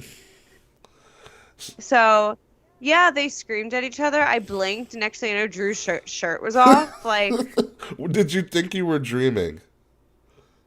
I was gagged. It was great. And 2019 me would have really, really loved this. Because when Drew and Roman went at it the year we went to Mania, I was morally and emotionally compromised. Very true. What were your thoughts on them just screaming at each other? I didn't think they were going to throw hands, to be honest with you. My dick twitched. What can I say? Fair statement. I love joking and hinting that I might be gay. on the show. It's so much fun. I'm gonna remember this so I can clip that. I kind of want to think I might be gay. just right before we start laughing, just like, oh, my dick twitched, what can I say? And then like just put it on TikTok. Yeah, my dick twitched. What can I say? Oh my god, amazing. Yeah, they're really trying their hardest to make this Clash at the Castle thing with them be really good, which I think it will be really good. I'm excited for this premium live event or pay-per-view. It's going to be a big weekend next weekend for us. We got to preview All Out and Clash at the Castle because it's happening all on Labor Day weekend. I'm gonna have a mentee B next weekend. I'm gonna call it All Out at the Castle, or something like that. But let's move on to other things going on.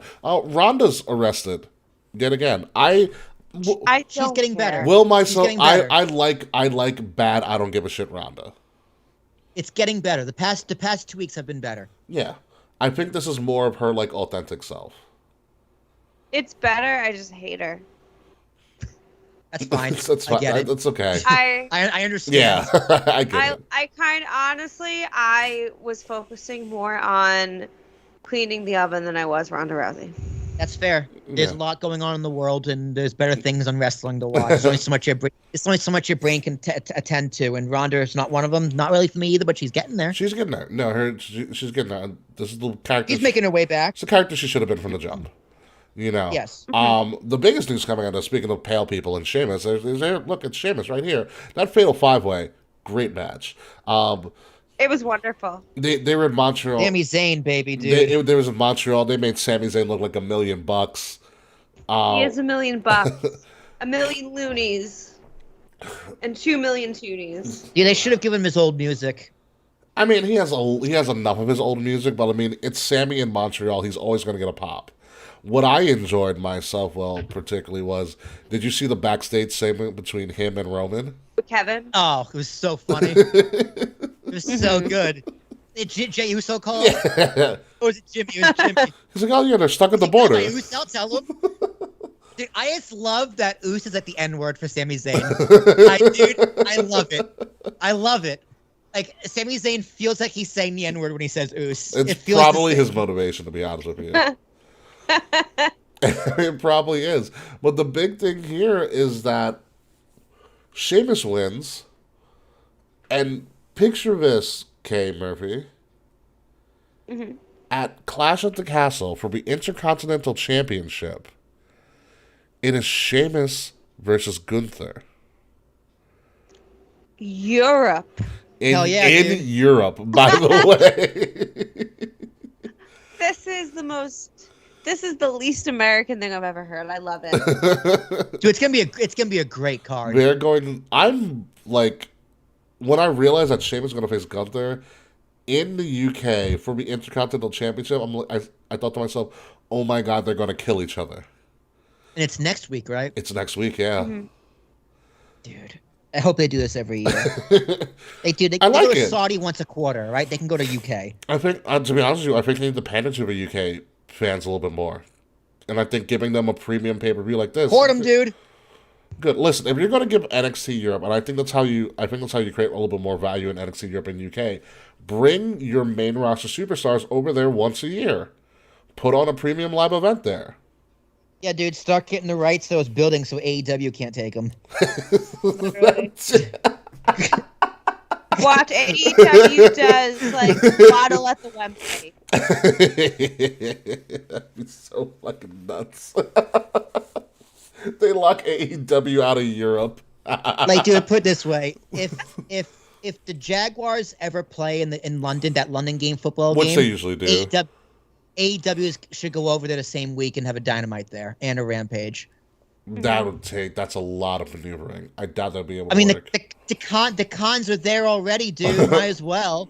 Yeah, but it's the one thing when the NFL goes to Europe, the NFL takes over that town. And so it's like you've really got to be partnering with the NFL, and I doubt they'll be able to. It's a con, so I don't know if they don't need to partner with the NFL. They got to partner with the town. They just need the arena. Sure, but if the NFL's taking most of the big places in that town for that week. Well, AEW is not that big. Well, how much do they need? Like, what do you mean? Like hotels? Like, what do you mean? I'm talking when the NFL goes to the UK or wherever Germany or wherever they go, they make it almost like a Super Bowl level event for them. Like people from all over Europe are going to see the NFL. Okay, but what does that mean though? Like, how does that affect AEW? Where the hell are you going to put them? Like in an arena, football plays. No, in general, like housing them, feeding them, drinking them, like. The tourism for NFL and tourism for AEW, while that can overlap, the chances of it overlapping that significantly are not good. So it's going to be a fuck ton of AEW fans and a fuck ton of UK NFL fans. And there's more NFL fans than AEW fans. Hey man, yeah, you gotta bump up your infrastructure then. It's not even that. That's like saying it's like saying having the Super Bowl and WrestleMania in the same place at the same time. No, I would say it's like having a Super Bowl and a Dynamite at the same time. I think most US cities could handle that. My IRL relation to this is I was once going to the city for a concert that happened to fall on the same day as not just SantaCon, but an Insane Clown Posse event. So many juggalos. And a Rangers game. That sounds horrible. It was over fucking whelming. Like Ricky, say if WrestleMania was in June for whatever reason, they did it they did it at MetLife. Does that mean like they couldn't do a Pride parade? They could. But a Pride parade is but it's not like. A Pride parade's not shutting down. Hey Murphy, how many people do you think about New York City Pride for Million. one parade? At least 2 million for New York City. Yeah, But it depends on the city. So, say having New York City and MetLife, like while like WWE, for example, booked like markets at MetLife Stadium as a New York City venue, as a lot of events do. The Pride tourism, a lot of New York City Pride is people from the city and Jersey and Long Island that don't need, say, like, lodging, for example. And the Pride parade is in the Village, whereas, tour is like, there's the whole borough, there's the whole city. Yeah. Like, right. So like, yeah, the game would be in London, but then AEW could be in an arena. Yeah, but where's the? And that holds like 12,000. Yeah, but where's the arena? It has to be some sort of basketball or like indoor arena in London. So, but what they play sports there? I think you're missing the point. There is that case saying like, okay, so even though like we're marketing like MetLife to be in New York City, it's not. It's New Jersey. It's in Jersey. And I think LA could. I think LA could handle it. Do the Staples Center and then what? SoFi. SoFi's in Englewood. It's not even LA. I think a more accurate example would to be say you're putting AEW in Arthur Ashe Stadium in Queens. Okay. Yeah. But then you're also booking some large event at fucking Citi Field. Like. That's a little different because then I don't think London's that small though. No, London's big as shit. How big is London? But how big is London? London's a pretty big city, but it's. But what I'm trying to say about that is the proximity between, say, Arthur Ashe being in Flushing and then Citi Field. Like, they're fucking close. So the tourism will be shared. So, like, both the people at, say, the Bad Bunny concert I at got City you. Fields. They'd have one and- hotel for both venues. Okay, yeah. Yes. Yeah, and since Things like that are... So, and in London, like, I don't know how London is, like, compared to, say, New York City for that kind of shit. Mhm. But with how big the NFL is, in general, regardless of how many AEW fans there are, there's not enough room in this town for both of them. Yeah, it's the shared tourism aspect that would, I think, be the reason that they wouldn't I both. think London could handle it. I wouldn't put it. I don't think that I don't think any other city in the UK could. I don't know, but you're also thinking about like these. They're London. The NFL's doing soccer stadiums, which are Yeah, by and large huge. in Europe bigger than the NFL stadiums, which means that you're going to bring in more people and more tourism, and the shared tourism aspect of having both of those in one major city, I think could be detrimental to the city. And I think it's better to have one, and probably obviously the bigger one, than it is to have both of them. If they were smaller events on like the same level, like Kay was saying, like I hate to say Insane Clown Posse mixed with SantaCon and a Ranger game, but those are things that are a little bit more condensed that you can kind of organize around. But when you have something else like, all right, the NFL's coming to Europe, and and AEW might be expanding over to Europe, and they're going to be in the same town, I think that's a little bit too much at that point in time. Okay, we got Punk and Moxley starting right now, by the way. Punk's getting a lot of booze. Oh, God. So we're going to speed through a lot of this as Kay's We need to going go. We need to lose go. their mind. I'm leaving. Oh, no, I'm leaving. I'm not coming to post-show. Oh, wow. Well, so Kay is just officially saying, I'm out. Really? If CM Punk wins I'll allow and it. I miss it, are you kidding? My goodness. Just put it on mute. Just don't scream into the mic when something happens. That's the thing. But if I have it on, it's going to affect my fucking... They want to hear JR bumble through commentary. No. But if I have the show on, which I'm about to do, and you're going to see, my quality is going to be compromised. What quality of what? My internet? I mean, we'll find out. I just want to see the quality of your reactions, to be honest Yeah, with you can go watch the match. It doesn't matter. Go ahead. Like, what were we doing today on the pre-show anyway? Post-show anyway? I don't remember. We were going to hear about we didn't know what the FFS meant, by the way. Oh, we'll talk about that off camera. Okay.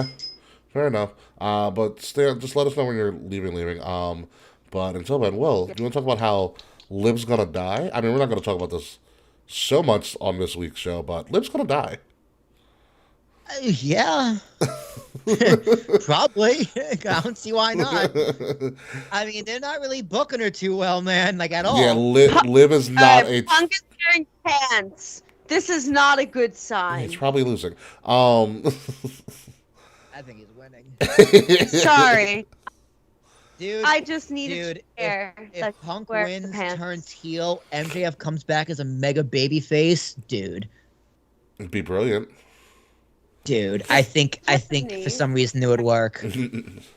Yeah, I don't think Liv is a Triple H girl. And I think Shayna.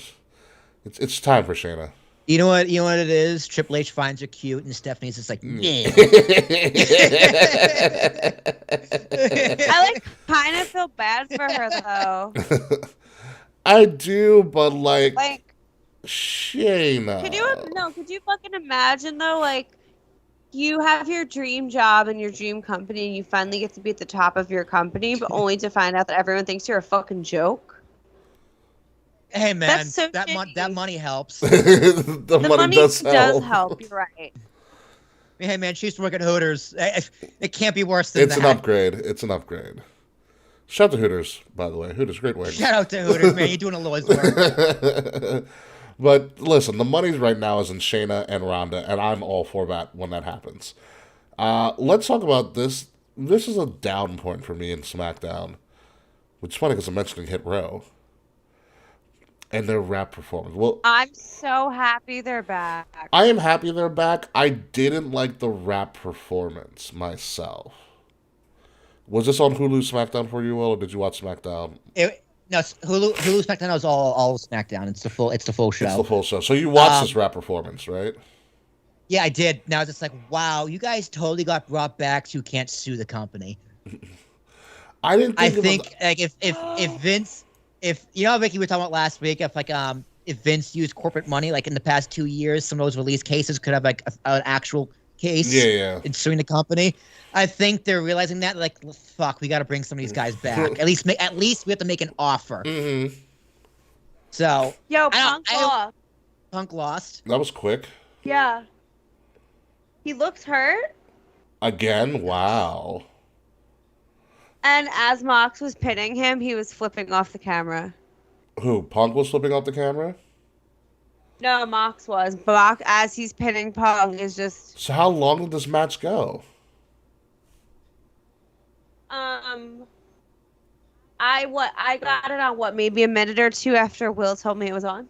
Yeah, I got that from Taquan. So if Taquan put that in the chat. Punk's up next. Punk Max Starting is the now, main it event. doesn't have time. Yes, he does. It's 9:03. Something's happened. Something's wrong. It's a wait. So It's 9:10. it's Something's wrong. It's a 7-minute match.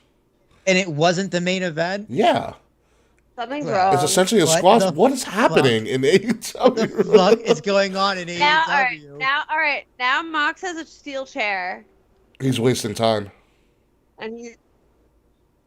and he's something's wrong. I think something is genuinely wrong. The crowd seems to be loving it based on the everyone seems to be clapping, but they're like literally Punk is like in like a fetal position kind of. They're pulling him out of the ring. It was a 3. He looks hurt. It's a 3-minute match. Something went terribly wrong. So he looked like he hurt his knee. Like he landed and you just see him grab his knee. Oh, he looks rough. He looks like he's in pain. Mr. Fred says Phil is hurt. He looks, yeah. He like can't. It's on his left leg, so he can't stand on it. He can't put weight on That it. screams a tear of Where's a my- ligament. That screams of your career is fucking over. That also screams that as well. Ooh, that's going to be a good retrospective. The career of CM Punk in AEW. It's a good year. Wow. You know what it is, dude? He accomplished his goal. He was a top guy. And then irony is that fate and karma is just like, well, enjoy it while it lasts. Pussy. He became a top guy. Well, he became a top guy and still was never able to main event the main show of a company. This is what happened. This is what happened. So Punk tried to he did one of his one of his spinny kick things. His spinny kick things. He I don't want to get up and do this, but he stood up and kind of like a roundhouse kick and tried to kick. Mocked in the face, and as he turned, he landed on his knee. And she is. And sorry for my terrible commentary. That's why I don't do commentary. It's okay. Dude, Mox applies. I'm gonna get a chair. If we're gonna this is gonna be this bad. We're gonna injure you. We're gonna injure you. He's like, yeah, if you're injured, I'm gonna do some fake shit to your knee. I'm sorry. I'm really sorry that I totally hijacked the hit row segment, but that was important. It's okay. It's That's okay. fine. Hit row It's sucks. okay. It's here's my thing with the hip row thing. I get that they're African Americans. I get that they're musical people, and I think that they're rappers. But I think this was just a bad idea. Not I get what the gimmick is for Hit Row, but I think you're overexposing them. And also, why the hell would you do this in Montreal? You know what I mean? Let's do it in the whitest place around Canada. Yeah. Why would you do it in Montreal? Why? Might as well have done it in Finland. Why would you give them a whole song? Why would you give them a whole song? Why would you do it in Montreal? I loved that they mic check Maximum Male Models. Okay, this is going to be interesting. I liked all of that. I just didn't like giving them a whole song. I think it overexposes their gimmick. Remember when Hit Row first came out and they were doing their promos on NXT as kind of almost like a rap song, but not really? Everything's kind of flowed inward. with each Dude, it other. was Swerve, dude. Swerve held them all together. Without Swerve, I don't care. Swerve wasn't part of the original 3. Swerve was added as a last second. I don't care, dude. Swerve was what made it cool. Swerve wasn't what made it cool. Swerve was just there. Just he looked cool. So you can see why they added Swerve. You can see why they added Swerve because the 3 of them just kind of meh. Well, you needed someone there as probably the wrestling leader of the group. Exactly. There's no leader. It's like, who are you people? And who are you? I knew you were. Yeah. You're not that anymore. So who are you? And I don't know, man. Actually, for the poster, I do have another Is It Racist? Ah, it should be interesting. Oh God. Oh God. Probably good. Can I handle this? Maybe. We'll see what happens. Of course. Let's move on to Raw and Edge turning back the clock against Damian Priest, putting on a main event. Holy shit, what a main event that was. And the big question is... I actually didn't get a chance to watch it yet. It's great. It I'm was upset. it was really good. Well, do we see the return of Beth Phoenix? Probably. I mean, in what? Oh, against Rhea? Yeah. Yeah, it's a match I want to see for sure. Yes. Oh my please. God, that's so hot. Give Yeah, me. I agree with Karen. I take a switch a little bit. Yeah, I think. Oh my God. I think Beth comes back for another match, because I mean, to be honest with you, well, Beth can still go. Like, she retired early. Yeah, for sure. She retired to be a mom. Did. I think that's what she wanted. Yeah. I don't know, or I'm just assuming, seeing as she retired and a few years later she got married and had a kid. Yeah. But yeah, I like Beth coming back and wrestling. Like, oh, that's a good idea. Like when it makes sense. She Yeah. wrestles when it makes sense. Now, if we're gonna talk about Trish Stratus for a quick second. Oh no! Oh, don't worry. Don't worry. That was my next topic. Like, let's talk about Trish. Okay, you can. Wow, like 50 never look. I don't know how old she is, but she's like I'm assuming she's 50. Never She looks better. looks incredible. Dude, I don't know if it was the heels and made her ass look better and those tight ass yoga Well, pants. remember, but she was a fitness model before she was a pro wrestler. she looked ready to fuck. That's what I'm trying to say. She looked incredible. Does she have children? Yeah, she has like 2. Good for her. Also, did you notice? Like, I feel like she turned on. Does Trish Stratus usually talk with an accent? Because I feel like since she's in Canada, she has talked normally for the first time in like ever. I feel like she talked Canadian for the first time, and like in America, she has like a ditzy voice, not ditzy, but she has a different voice. There might be some. Dude, might be some I'm telling validity you, to that. watch it back. I feel like she uses an accent in America. Probably, I wouldn't. Like how Hugh Jackman does for Wolverine. Or how Tom Holland does for Spider-Man. Yes, exactly.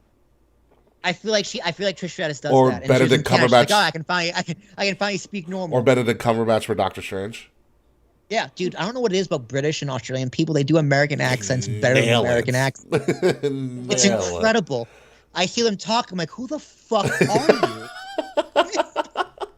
Robert Pattinson's another one that I forget is Yeah, British all the time. Christian Bale. Yeah. Christian Bale sounds like he's from Chicago. You know what did it for me? When Trish, like, I can go from retired to unretired real quick. She took off, like, her jacket. I was like, oh, wow. And she's ripped. She's fucking ripped. I was like, my She God. is ready to go. I was like, yes, Trish. I love it. Like, every time we're in Toronto, Trish Stratus shows up because she has, like, nothing else to do. Good for her. Oh, dude, I'm glad she's coming out of retirement. Hell yeah, I am all on this. I am all about it. Oh, she's not wrestling anytime soon. That was just a tease. Maybe, but dude, consider me teased. I'm turned on. I think you're. I'm ready to go. I'm ready to fuck. I think your Let's I go. think your juices were titillated by Trish Stratus. Yeah, and I'm a Lita chick. I liked Lita better. Mhm. I always thought Lita was sexier, but no. Oh, nay. You put this Trish next to this Lita, it's Trish, baby. And I'm still a big fan of Lita. Lita still looks smashing. Yeah. She is smashing. Yeah, but just Trish Stratus is essentially immortal at this point. Like, look at her. Like, my God. Yeah, big ups to Trish. They need to hire her as a coach. But let's move on to 2 frat boys fighting over breakfast, aka Seth Rollins and Matt Riddle. Is that what it looked like? What are they fighting I over? don't remember. I think the match is going to be great. I just think their outfits were ridiculous this week, if you can see. But what they're Yeah, it's pretty funny. I totally blacked this out. I don't remember this at all. All right, so, okay, this started the show. So what happened was Raw goes on air, and then they started with a little bit of the pyro, and then they ran backstage to see them fighting Gorilla, and then they started like it's like someone hit the pyro incorrectly. then they No, I think it was correctly. and then they stopped it. They ran backstage. They were fighting. They started fighting all around the arena. They finally got dragged away, and then they did the pyro again. Interesting. I think two strong mommies bumping box, 3 fire emojis. It's one of the greatest things I've ever seen in a chat room. I think so as well. Seth Rollins was like a band member for Prince and the Revolution. That's also that is on point to Quan. Yeah, dude. And he's just like, I'm just gonna stand in for Thriller. It was good. They're gonna find a class for something, probably because Seth. Fritz, you have accents. You shut up. What does Fred say? We don't have an accent. Yes, Yeah, you you do. do. Canadians have accents. Yeah. Come on. Canada absolutely has an accent. Yeah. Like, watch one episode of Degrassi: The Next Generation. One.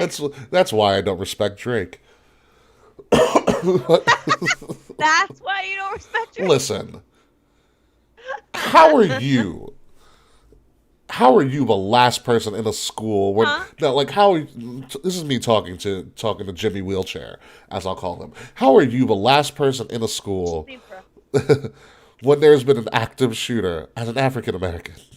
How are you the last person still there? And then you just freeze. Because they're in a Canadian school. I don't care. Don't care. There's Guys, a lot less crime, according to this Canada. I think he should have rapped in a wheelchair, to be honest. Like, Drake should have been in a wheelchair for his whole career. I'm like a long time Degrassi fan. Like, long time. I've been watching it since I'm Degrassi- 11 years old. Degrassi is a pretty great show. It's incredible. And I just remember being in high school one day, scrolling through the channels, and I just see Jimmy Brooks. You were gonna call him Jimmy Wheelchair, weren't "He's you? not You were gonna call him there." Jimmy Wheelchair, weren't you? No, I almost said Jimmy Wilson, but I'm like, who the fuck is Jimmy Wilson? I have to show you the clip when he actually gets shot and then gets paralyzed. Oh, It's wild. please. I'll laugh at I it. know, I laughed at it too. I was like, wow, you little bitch, Drake. Come on. Like, it's just, like, really? This is what you're known for? But anyway, I can talk about Drake ad nauseum. But continue, Kay. Well, I was gonna explain what happened. I know, we Drake. can do about on the post. Okay. I Canadians was just gonna tell the discovered whole firearms 50 years ago. Give Drake a break. I will never give Drake a break to Quan. I will never give Drake a break. I'm a fan of Drake. I like Drake. Drake gets too much hate. I like Drake's music. No, I like Drake. It's just that he's Drake. I get it. Yeah. Let's get it. It's I like, think you make good music, but other than that, it's just like, come on. Yeah, come on. You are cringy as fuck, bro. Huh? Sorry. Drake is cringy as fuck. He can give men a bad name. Yes. Yes. Can? You mean does? Already has? I'm saying he can, not he is or he does. I'm Mox is saying setting he up can. promo now? Mox, What happened? I- I need to.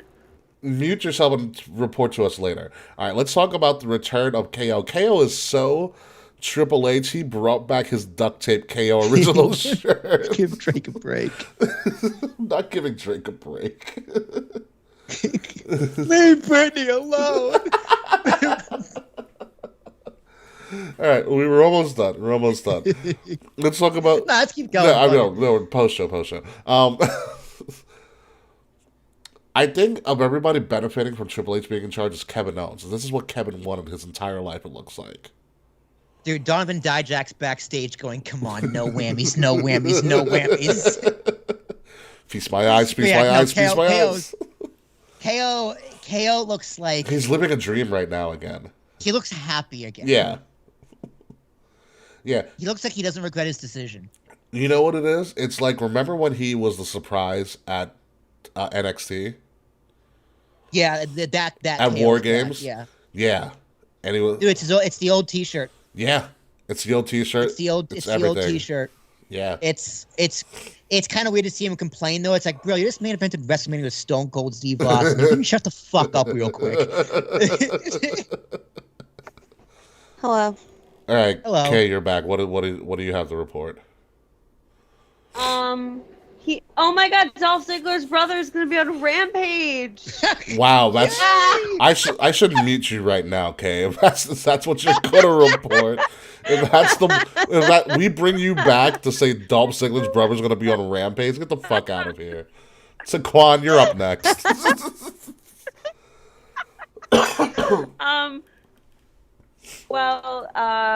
Pretty much Mox was just saying how this is his time. He kept saying my time is now. It was giving John Cena. And that nobody wrestles like John Moxley does, and nobody drinks like Gaston, nobody eats like Gaston, etc., etc. It was literally the Gaston song, but in John Moxley form. Gotcha. And Mr. Fred, Drake is not your national shame. Have you ever heard of Justin Bieber? Nickelback. Anything, yeah. Drake is far from your national shame. Let me tell you that. Especially music-wise. Yeah, you guys got like the Mounties and shit. Don't you guys have Chris Benoit too? Come on now. Damn, you went there. But Oh my God, you do have Chris Benoit. yeah, that is. I'm just saying, That dude, is- he wasn't American. That's also facts. That is. He was. Americans have issues, but hey. He was the Canadian crippler. That is a very true nickname that he had. All right, so we're now at the end of the show. Okay, why am I like really excited for All Out? I'm like really excited for it. And by the way, Taquan, he wasn't a rapper. He was a reggae artist named Snow, and he was amazing. Informer is a great ass fucking song. Anyway, run through our future stocks and we're going to try to predict something that's happened in wrestling or is going to happen in wrestling. And what we're predicting now is where the hell did Dexter Lumis take the Miz in the middle of Raw? Cincinnati. Wait, what? So, Kay, let me explain this to you because you obviously missed Raw. So, Bobby Lashley and AJ Styles decided that, hey, we beat each other up last week. Let's be a tag team. So, they were going to tag team against The Miz and Ciampa. Okay, and so during the match, obviously, there's a run-in from the side again from somebody who looks like Dexter Lumis. The cops get him. There's one guy in riot gear. They reveal that it's not Dexter Lumis, so they pull away the wrong guy. The Miz gets thrown out to the ring again, and then there you see the guy in the riot gear come out, and he pulls off his stuff. It's Dexter Lumis. Dexter Lumis puts Miz in a chokehold and literally drags him from the ring and down some stairs and essentially kidnaps the Miz, leaving Ciampa by himself to be beat up, even though the match was called a disqualification. So the big question is, where the hell did Dexter Lumis take the Miz?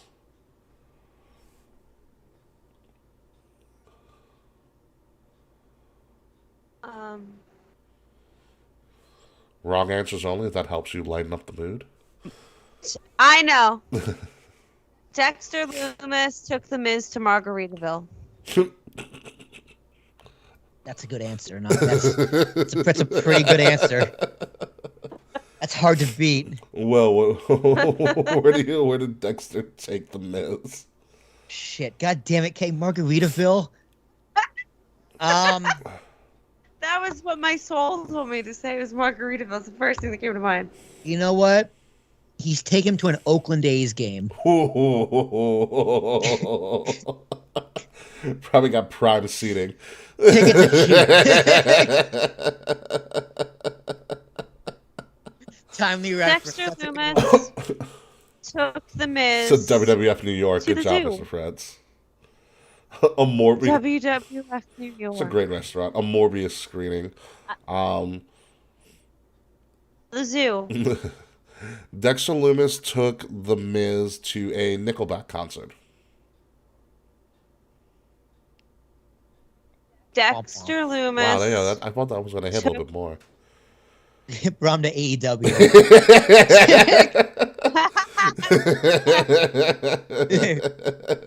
Belong over here. AEW Rampage. Dexter Lumis took the Miz to MJF's house. Huh. He brought him to a fantasy football draft. Draft my team.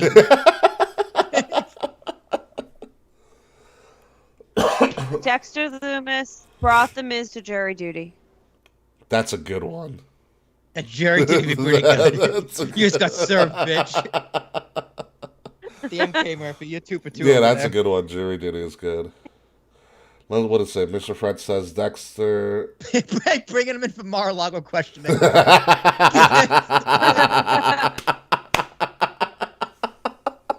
That's good. Where are the nuclear codes? They're in bitch's dinosaur.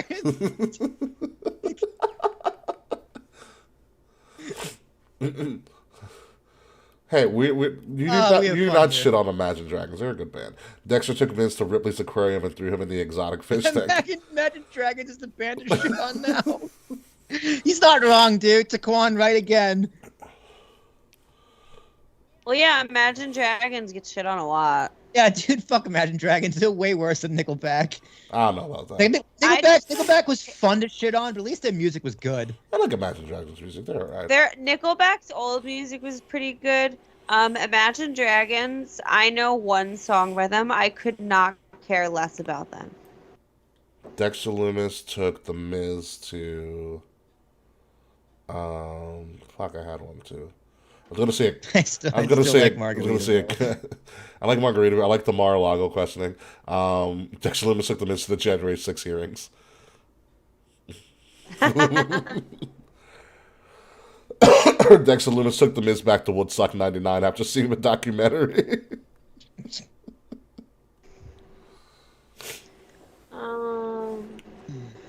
Bring him to the post show, baby. Lawrence Taylor's Crack That's Den. right. That's a good one. That's a good one. Dexter Lumis. Dexter Lumis brought The Miz to Spirit Halloween. Is there one even open this early? Yes. Drag show. That drag bar in New Orleans. That's a good one. Dexter Lumis took the Kiss RuPaul. Kiss him. Dexter Lumis took the Miz back. kiss him. Took the Miz back to the real world. Ah. That's a smart. Yeah.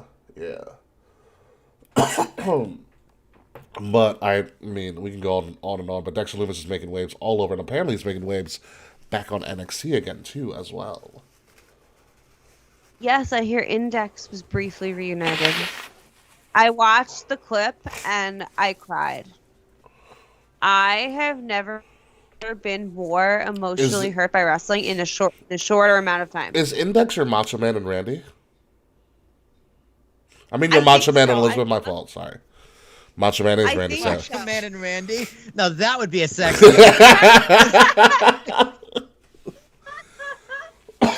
But it's got to be Bonesaw Randy Savage and like Slim Jim Macho Man.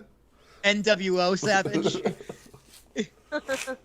No, I want. I don't know, I want rapper diss tracking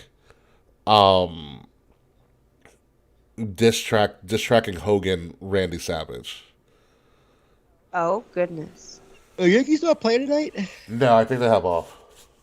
No, they're traveling. I think they're traveling to Oakland.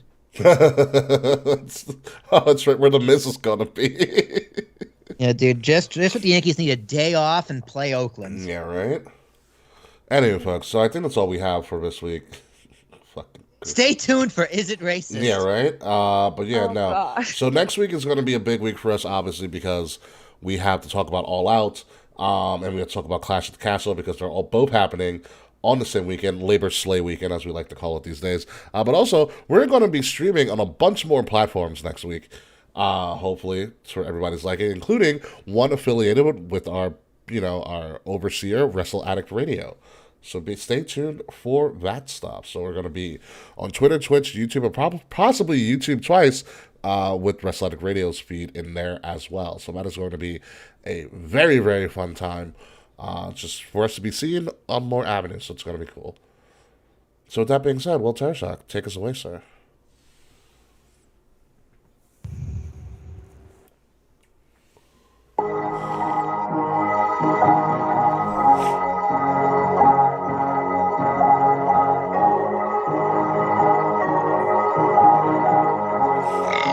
That's cute.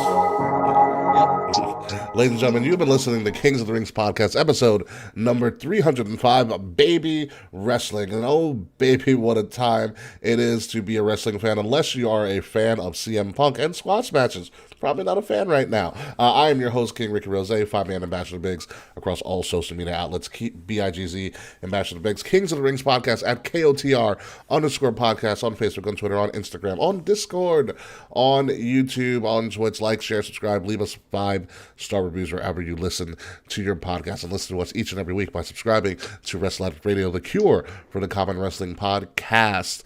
And you can follow Wrestle Addict Radio socials at addict_wrestle on Twitter, and Wrestle Addict Radio everywhere else. The links to all of our stuff, including some of our great merchandise and including the people who make our instrumentals, Midnight Music, are all in the description below wherever you're watching us or listening to us. So shout out to Midnight Music. They just came out with like a 5-minute cipher, and that shit was fucking amazing. But till then, Will Terrashock, what do you got for me? Same old, dude. I'm $10,000 richer in some way. I don't, maybe? Oh, that's how it works. That's how debt works, right? But I'm Will Tarashuk, T as in Thomas, ARASHUK. My podcast this morning, Talking with Tarashuk, was released, where I went back to traditional interviews. Unknown, unnamed nonsense. Took a little bit of a break because Christian was in Spain, so he comes back. Is he back? Tomorrow. Comes back tomorrow, Okay. So that's exciting.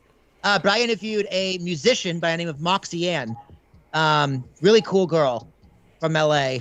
She just released a single. A cover song of Def Leppard's Hysteria. So check that out. MOXYANNE. She's phenomenal. And check out the podcast, anywhere podcasts can be found. Yeah. Kay Murphy. She's like kind of like Evanescence. That's who she reminds me of. Oh my God! At least her voice.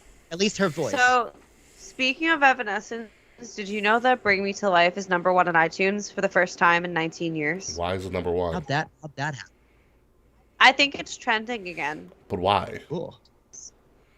I'm wondering if the internet has found out about my favorite video on the internet, which is Evanescence "Bring Me to Life," but sung by Goofy. So, fun fact, a So royal fucking funny. fact, I will do that at karaoke sometimes. I'll make sure that's your royal fact. But tell us about your socials, Kay.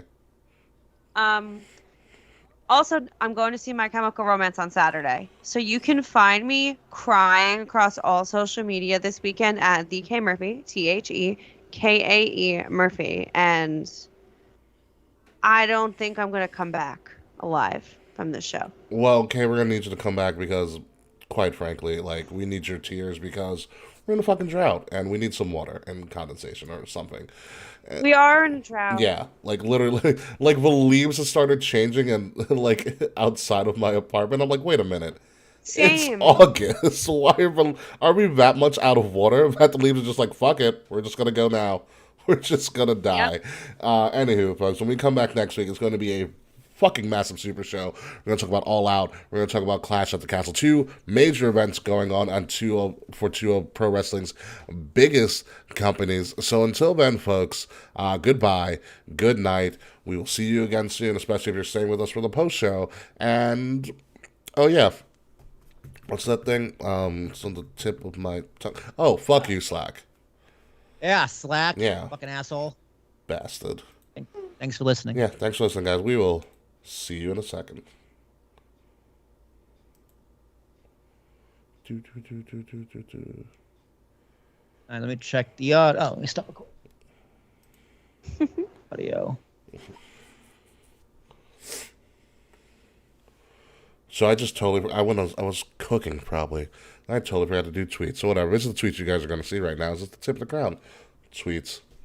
the logo. Because I forgot to. Jesus Christ. I forgot to actually look them up staticky. because I was freaking busy making dinner for myself and all that hot stuff. What did you make for dinner? It's just mixed vegetables and turkey legs. Not turkey legs, sorry, just chicken legs. Chicken drumsticks, Yum. as people would like to call them. And I've seen this thing go around, and okay, I know you do cook yourself. But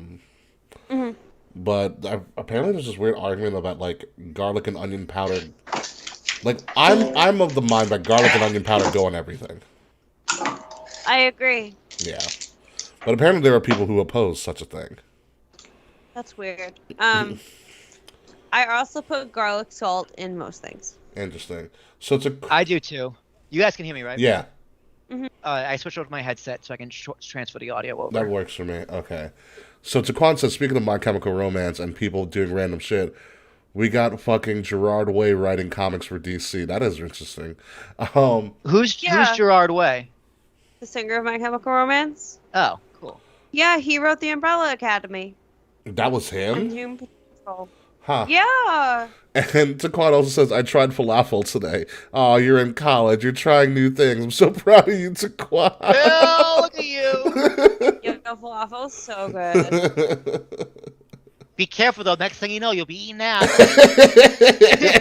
One thing leads to another. It's Not that there's anything wrong with that. a slippery slope. Just Just be careful. make sure you're prepared. It tastes like a couch, by the way. So Taquan, do you have like a roommate? Like, I'm interested in Taquan's college experience. I'm not gonna lie, I'm very interested in this. And also, what are you studying? Like, you took college courses in high school and stuff, but like, what is your decided major, if there is one? I'm gonna turn on my AC because we're off air. So.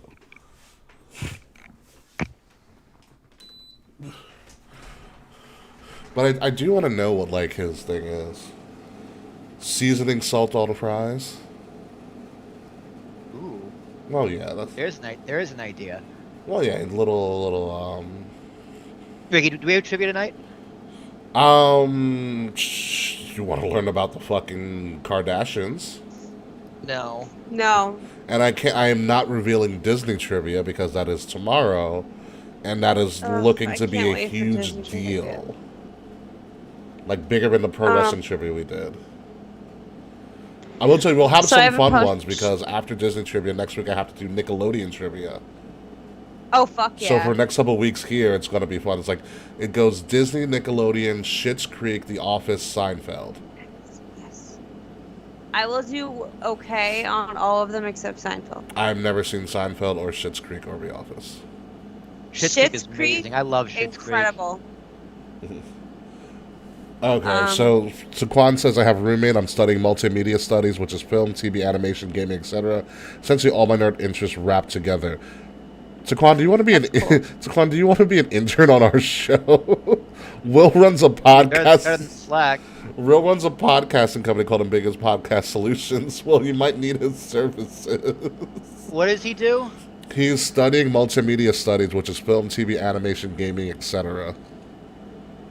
Oh, I need graphic designers, and eventually I'll need animators.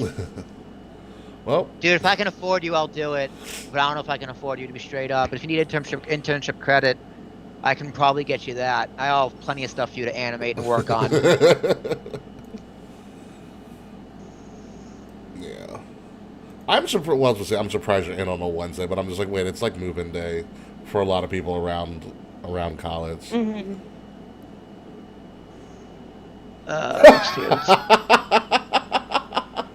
Yo, Taquan's gonna be amazing on this show. What's he saying? He said, also, well, who says I don't already eat ass? They call my tongue Charmin. Godspeed. Wait, what? Godspeed, dude. That's it. Godspeed. He said, well, who says I don't already eat ass? They call my tongue Charmin.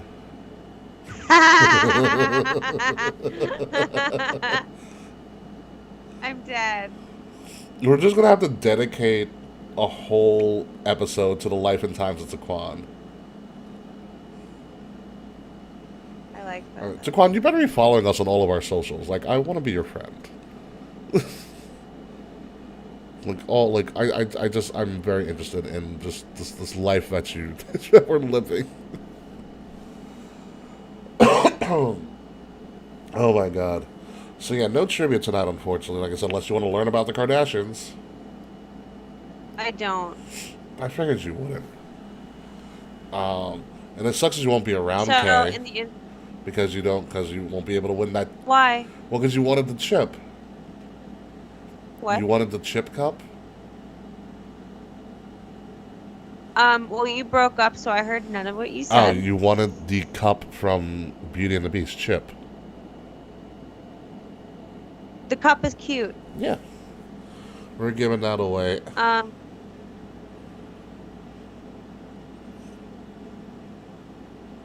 Yes. Oh boy. Yes, Kay. You were saying something? My internet seems to be betraying me.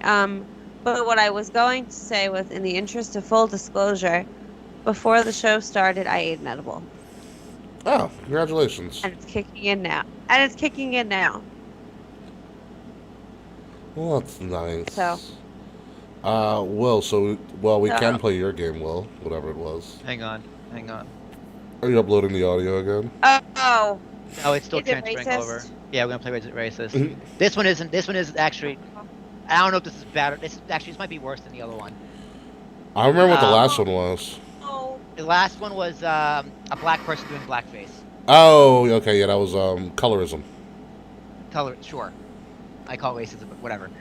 This one is so in Minneapolis. There's a lot of backstory here, so bear with me. Okay. In Minneapolis, there's not enough student enrollments in the schools, so they have to lay off some teachers. Okay. So, in order to make the diversity number and more representative of black and brown people, they are laying off the white teachers first. And they're saying it has nothing to do with tenure. They're just laying off the white teachers first. So they want to balance out the percentage of diversity in teachers. Is Minneapolis like the town more of a? So I'm glad you brought that up. So about a third of the student body is non-white. So 30%. That's a pretty large percentage. Compared to the numbers of around the U.S. Is it racist that teachers are getting fired because they're white? Or a reason for them being fired is because, I'm not going to say the only reason, a reason because of them getting fired is because they are white. No. Is that racist? Based on the previous definition that we talked about racism, no. So what is it? One, it's a poor way of. So we're saying to balance out the ratio in Of white teachers and non-white of white teachers and non-white They're laying teachers off teachers. because This they is coming on they want to kind of because there's a student shortage. so they want to kind of balance it with the population of students, essentially. So they're saying if the student population is 33% minority or non-white, then they want 33% of the teachers to be minority or non-white. And See, I agree with that end goal, right? Sure. That should be your end goal. sure, because it should be representative of the population. I get that. Right, I understand that. Right, and there's a study of if you're a student of color, you get better education from teachers who are your same color. That's Yeah. fact, Yeah. right? Black students do better with black teachers Mhm. for whatever. It is what it is. Yeah. Now, I agree with the end goal, right? The end goal is what you want. Sure. So why not hire more teachers and have smaller class sizes? And there's got to be a money issue involved with that. It probably might not so be enough give them classrooms. more. So they need more funding then. Oh no, I always agree. Teachers and Right? schooling need So, more like, funding. Yeah. The answer isn't just firing white teachers. No, it's not. Now, we can go into, is that racist? Is it not? I'm going to say definitely, because even with your power definition, people of color now have more power over someone who is not a person of color because it's a requirement for their job. So they have more power over them by being able to keep their job. No, it's not more Now, power than they're not the ones making the decisions. It's more power. It's not more power. It's They're not power. being given more power. They're being given more power by and their union. I should also say that their union. So all right, That's what so they the union The and teachers are with the teachers. the union of the solution of firing white teachers. So, but the union came up. Or they agreed to it, I should say. I was saying, so they came to a collective agreement. It's a collective bargaining agreement. Between a union and I guess the school And the board. Where would get the yeah, decision. so they came to a collective agreement that this is the idea. Mm-hmm. And this is one of the criteria to... So, okay, I can understand if I say... Alright, so... I can understand if I say, okay, we want to get towards that representative population thing. Yeah, You know, the I goal, get that. The goal is correct. But the goal is admirable. I need to know more information about what reasons they want to get rid of, quote-unquote, just the white teeth. Like, there's got to be more than just the color of their skin there. And they specifically say tenure doesn't matter. Which I So- think tenure should matter, but like Yeah, tenure definitely should matter. yeah, because but then there's you also- can discriminate based on tenure. You cannot discriminate against race, sex, or color. You can't do that. They're just at the very least, these teachers are going to sue the fuck out of them and win based on discrimination. which is really because weird they are because saying- why would They are the saying union? a reason you were fired is because you're white publicly. They are saying this is a reason.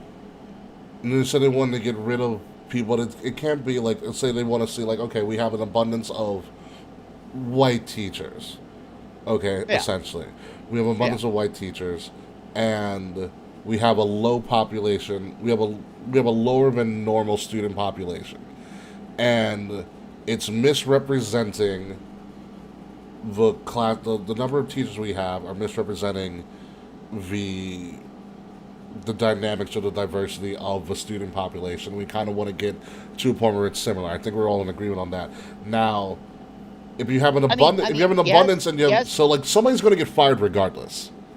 Yes. Someone's and it should going to be be, whoever the worst teacher is. and that's what I'm. Skin color should have nothing. That's to do what I'm with it. wondering. Like, when does performance of the teacher come into play? Well, if you're black, it doesn't, How so? because they're not firing people of color, because that would go against their goal. Okay, so then you do the lowest performing person that you're saying. The lowest performing teacher who isn't black. Mm-hmm. Is like that's So- what I'm wondering. Is that their next step there? I think so, but they also said tenure doesn't matter. So it's There are just some gonna tenured be a teachers about them lottery. that aren't great. To be honest with you, sometimes people get a tenure and they're just like they kind of just milk it. Right. So we could argue all night. Is it racist? Is it not? You're gonna say no. I'm gonna say yes. Doesn't really matter. It doesn't. We're gonna agree to I don't. disagree There on- doesn't we're seem. gonna agree to disagree. I don't know. on I this. don't know enough information about how they came to that decision. It seems. Okay, it fair. seems funky to me. It seems. It's a little weird. It seems very funky that they would get to that point and make those decisions. I agree about, based on student population of a city or whatever, but you don't need to employ that many teachers. I get that. I understand that. Now I'd be interested to see who they let go, because like tenured people, I believe, get paid more, right? Yes, for sure. So I want to. So they might let go of good teachers. But also, how do we know? And How do we know bad that? How do we teachers know they're might stay good? employed. How do we know they're good? It's not always just by how much money they're making. Most money making just means you've been there for a long No, you time. can go by test scores. Yeah. Right. There's plenty of other ways to define what is and isn't a good teacher. Yeah. But it seems like on face value, this story, that really doesn't matter as much as their skin color, And that's a problem.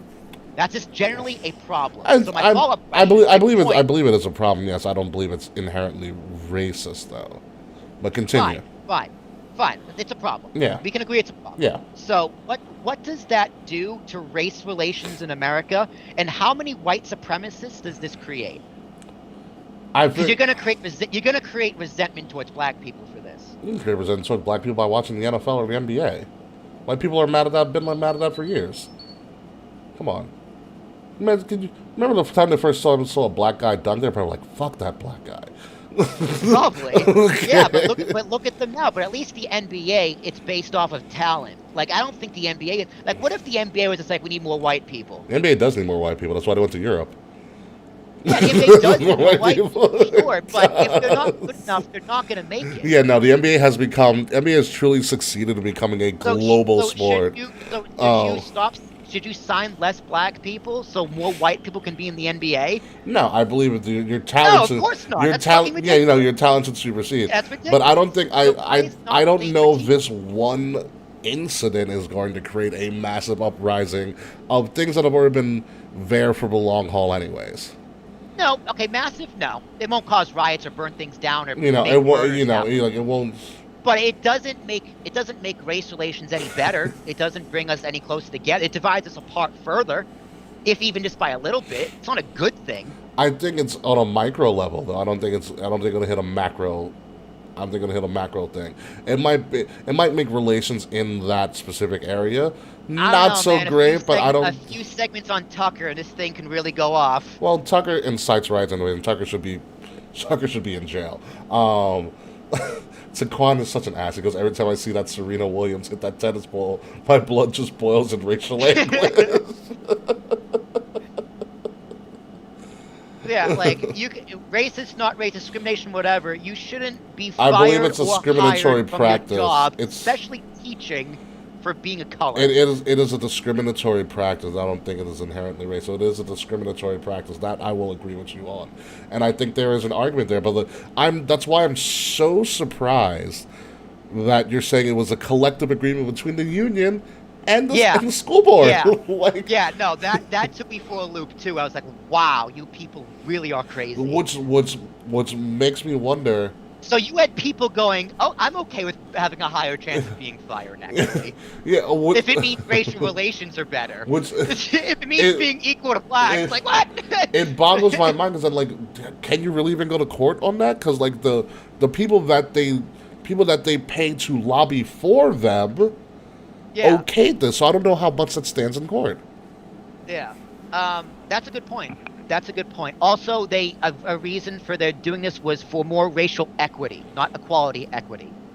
Equity was the word that was used. Equity, so that money. That helped you with anything. So they want to give other teachers more money, which means they're probably going to go for tenured people.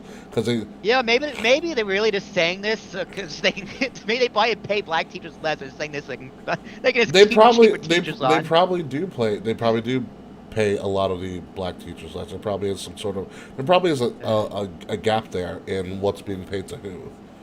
And sometimes there should be, especially if they're tenured. I get that aspect of it. But I mean, by and large, teachers are paid shit to begin with, which fucking sucks. That's why there's a big teacher. This is a student shortage, what have you, which is even crazier. So I wonder if it's even a private school or public school. Mm-hmm. It's probably public. I can't see private. Private teachers are rarely unionized. Yeah. So it's in most public schools are. Yes. Yeah. K. Murphy, no thoughts on this? I don't know if K's here. K probably does. Yeah. That's fine. Yeah. That's fine. Right, Ricky, at least we can agree it's bad. No, I agree it's bad. It's fishy all around. The funny thing is, like, I mean, saying, like, the road to hell is paved in good intentions? Uh-huh, yeah. Like, the intentions are good, your end goal is admirable, and to an extent, yeah, I agree. I think that is a net gain as opposed to a net loss. Yeah, for sure. Sure. But how you're getting to that solution is very well unthought of. K's in the shadow realm. It didn't think that through too hard. I think something like that, when you want to get, your ratios and percentages equal to this or the other thing, that is a long-term thing. You just don't do that in a foul swoop. Yeah. You know what I mean? And I think for teaching in particular, it has more merit, because I do genuinely, like, especially as a little kid, elementary school teachers are your role models. Like, I still look up to some of my elementary school teachers. Mm-hmm. So for a young black kid, yeah, it's very, very important to have that teacher be black. Especially in a public school. Yeah. In a private school, it's different. It's funny. It's funny how people are more mad at the color, white, black, or whatever. They're more mad at the color of the teacher, and not the fact that the teacher's being fired. Like, my main problem is, why are you firing fucking teachers? Yeah. Like, the fact that they're white is secondary. The primary thing is, why are you firing teachers? Mm-hmm. Like, small class sizes is good. It's good. Yeah. And the average class size in Minneapolis is around 19 to 23 kids, which honestly is pretty low nowadays. That's good. That's really good. Like, I mean, that's one of... It's not as bad, I should say. That's one of the reasons why I went to, like, my undergrad in Towson. K's in the shadow realm. K is in the shadow realm. It's one of the reasons I went to my college at Towson, because the class sizes were fucking small. Yeah, same with Hofstra. Absolutely. Absolutely. I don't want to get... My biggest class was no more than 60, 70 kids. I didn't think I even had a class at 67. Well, there's a couple of lectures that I did, but still, like, I mean, and Towson's not like a small school. Like, my school population-wise, is over 20,000, but, like, I never felt like I was in such a big area. You know? Oh, Kay's back. See, it's weird. Hofstra felt like a big school, even though it's not. It's not. Like, really? It's not at all. But it felt pretty. It felt spread out. It felt big. Class sizes were small. I should bring you down to Towson. Now I'll show you what big is down there, because we have space. Yeah. University of Maryland is fucking huge. Well, yeah, that's its own city-state. Yeah. Stony Brook's pretty big. Stony Brook's too. pretty Camp- dope. Pretty big Stony Brook. Jazz showed me on Stony Brook. I really liked it. Stony Brook's nice. I go there. Towson and Stony Brook play football from time to time, so I'll go to their games up here, and stuff like that. But no, it is bad, but it all goes down to money, obviously. Yeah, obviously. Yeah, it all goes down to money. So yeah, we've sent billions to Ukraine. Like, we can't send more money to fucking teachers. Mhm. And it would show academically. Here's the thing, when we went back to it would make going to college more worth it if you paid the teachers more. Everything would be better. Like, our education and stuff, and the intelligence of the average individual would be better if you pay the teachers more. Yeah, definitely. Like, it shows from other countries that prioritized teachers on the same level as medical professions. Yeah.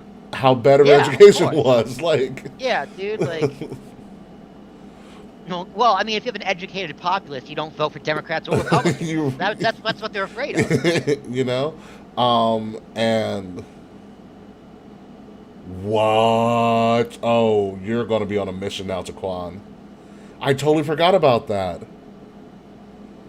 Well, did you read Taquan? Because I forgot. Guess whose son goes to Florida Atlantic with Taquan? I have no idea. Chris Jericho's son. That's really funny. That's really funny. Taquan, you're on a mission. You need to befriend Chris Jericho's son. Find out who he is. Find out who he is and put him on the show. That'd be crazy. But yeah, if they just prioritize, education like we do medical profession, and I know a lot of teachers, especially when I was in college, because my school, Towson, actually graduates, or at the time that I was there, graduated the most teachers of any school in Maryland. That's even including, the University of Maryland. Yeah. For the state. So, and I don't know if you knew teachers in undergrad, Will, but they go through hell their last 2 years in undergrad. I knew teachers, but I didn't see them for their last year of college. Oh yeah, because they're residents too. Yeah. They're student teaching. Yeah. Dude, all the girls in my family, all my female cousins, they're all going to be teachers. I'm like, why? Why do you want to be a teacher? Yeah. You get no money, you get disrespected, and you're not, right now in public school, you're either getting shot up, bullied by the government, or bullied by parents. And bullied by the students. Mm-hmm. And not getting paid enough to do all of that. Yeah. Why the fuck would you ever want to be a teacher? You're crazy if you want to be a teacher in the United States. God bless you. Someone's got to do it. Yeah. But you're out of your fucking minds. Yeah. And you're unionized. What? Yeah, no, they should be getting tons more money. Oh, and you got to pay for your own supplies. Mm-hmm. Yep, I know a couple of my friends who are teachers who pay for their own supplies. Yeah. Hey, what's going on, Matt Riddler? Smacking the Raws in the building. Hell yeah. Uh-huh. Yeah, dude, it sucks being a teacher. Teacher strikes in Canada every other year. Jesus Christ, Frats. Is that bad up there, too? No, that explains a lot. That explains almost everything about Canadian education. They're pretty well educated up there from what I can remember. They know. I have no idea. They know a lot about us. I think they know a lot about us is they know what not to do. Yeah, dude, it's because we're fucking America. We're neighbors. Everyone likes to say, "Oh, people outside the U.S. don't care." Yes, they do. Shut the fuck up. Because they know what not to do. Dude, Australian TV loves covering America, and we don't even know they exist.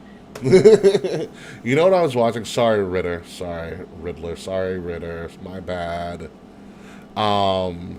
You You know, I was watching Australian. It wasn't Australian TV, but it was like Fox Sports like 2 or Fox Sports 1. I was up at like 3 in the morning. You ever watch Australian rules football? No, I can only It's imagine. fucking amazing. All right, so it's like Australian rules football is like rugby and kind of a little bit of European handball and football all in one, but it's nonstop. So the fields. Kind of like what? I think I lost you. I said. I got you again. Okay, yeah.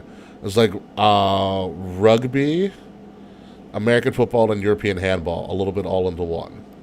That's cool.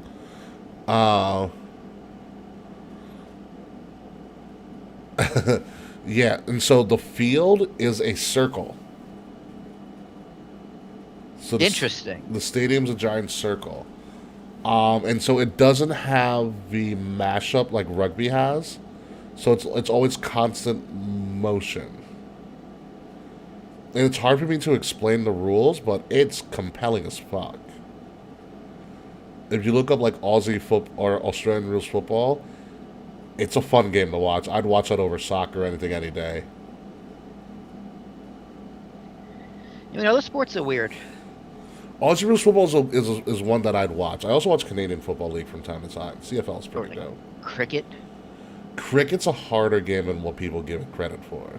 Oh, for sure. But people watch croquet. Croquet's is funny. You ever hold a cricket ball? It's heavy. It's solid wood. It's not heavy then. Huh? It's not that heavy then. No, it's heavy, but like if you... It's heavy? Yeah, because it's dense. Because if you get hit with that son of a bitch... Yeah, I bet that hurts. Yeah, you're fucked. And cricket's on a circular field too, which makes things weird. But cricket, I don't know how people watch it, because cricket literally can last days. Like literal days. Matt Ritter, what's going on in the the only thing I know about lacrosse is that Method Man played us. Dude, Did he really? I didn't know Method Man played lacrosse. Good for Method Man. He should be more athletic than what he gives off. Let's see, Fred says there's a big presentation about the AW video game from Gamescom. Haven't watched it yet, but definitely a talking point in the Discord. Interesting. The big news is it's canceled.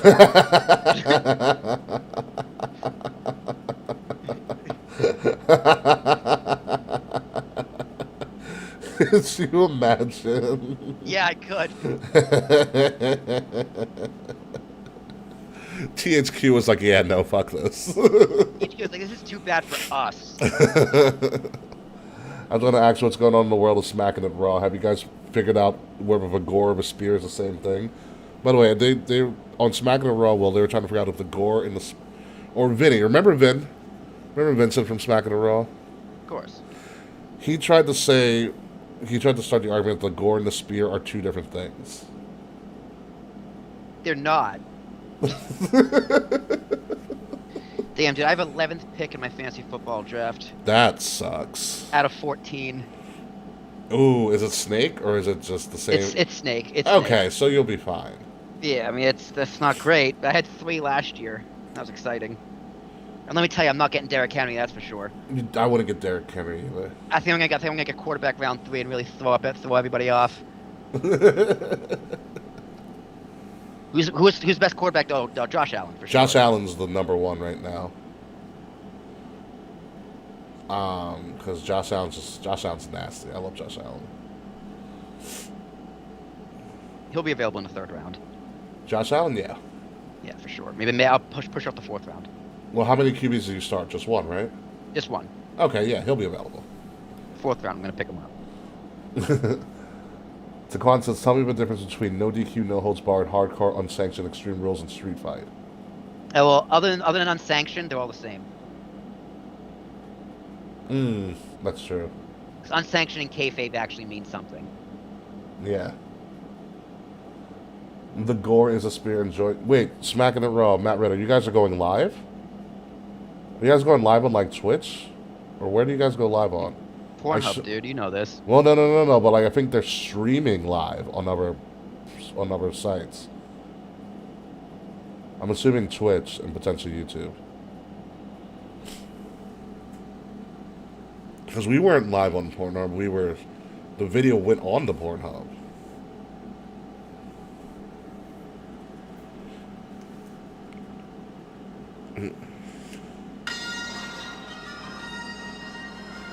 Star Wars muffin. We are going to do a Star Wars trivia coming up in, I think, September. Because Andor comes out. Yeah, I might say, dude, this movie doesn't need to happen. Or this show doesn't need to happen, but I'm sure it's going to be great. Oh, I looked, I was like, oh, it's going to be fucking phenomenal for no reason. It's a series. Is it a movie or a miniseries? Serious. Miniseries, it's like, dude, this is something that doesn't need to exist. We're having a prequel to the prequel. That's also a sequel. No, it's a prequel to one of the spin-offs. So yeah, it's a prequel to Rogue One. Yes. It's about Cassian Andor. Yeah. So it's a prequel to that prequel, which is a prequel of A New Hope, which is a sequel to Revenge of the Sith. There's a lot going on. Yeah, it's just like, bro, like you didn't need to make this. Like, this story didn't need to be told. Like, who cares? People just fell in love with Andor, that's why. I know, but this story is just inconsequential. Doesn't mean anything. Oh, no, it doesn't. Like, it doesn't need to be good. But it's going to be. Like, if it sucks, who cares? It doesn't mean anything. Like, Obi-Wan meant something. Did it really? Yeah, dude, it's cool to know, like, what Obi-Wan did in that time. And, like, they teased, like, Revenge of the Sith teased the training with Qui-Gon, and the series is like, yeah, we'll get to it. The thing with Obi-Wan is, he literally ended exactly where he ended in the last movie. Like, his destination in Obi-Wan was the exact same destination of it was in Revenge of the Sith. I'm gonna go to Tatooine and train with Qui-Gon. Mm-hmm. So he didn't really evolve as a character, really. No, except that he finally figured out that Anakin's gone. Other than forgiving himself. There's a journey of self-forgiveness, like, cool. Yeah. I liked Obi-Wan. It was great. I thought it was great. It was really the Vader show. Yeah. Oh, yeah. It was Vader killing it was a screen test for the rated R Vader show that's gonna kick ass for 8 seasons.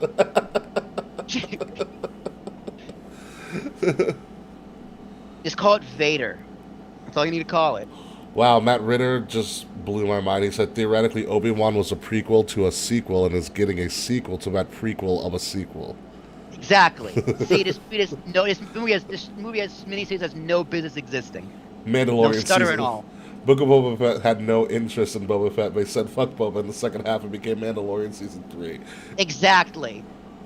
Dude, what a fucking bummer. Dude, first off, why is Boba Fett, who's one of the main antagonists, now a good guy? He didn't need a redemption arc. He wasn't really a good guy or bad guy. He was just a bounty hunter. Yeah, but he was like doing it for the right cause. He wanted to be a just leader of the Hutt village. Like, fuck off. You're a heel, bro. I'm just bored.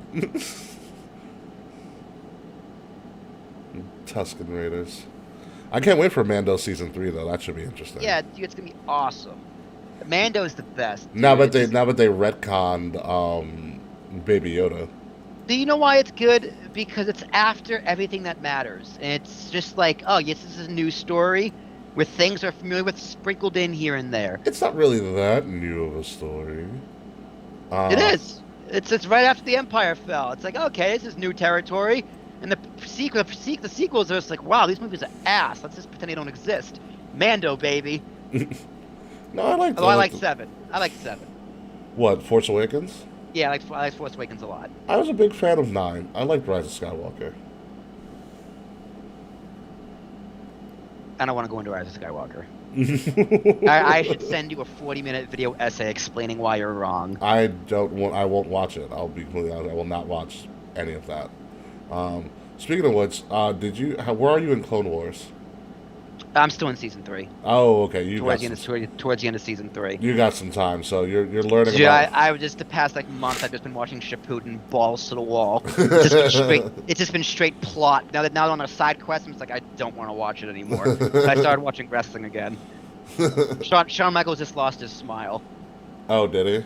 Yeah, so here's the thing, dude. Thursday, Raw Thursday, Shawn Michaels lost his smile. The Rock won his first title, and the Headbangers debuted, all in one night. What's The Rock's first title? European? I see.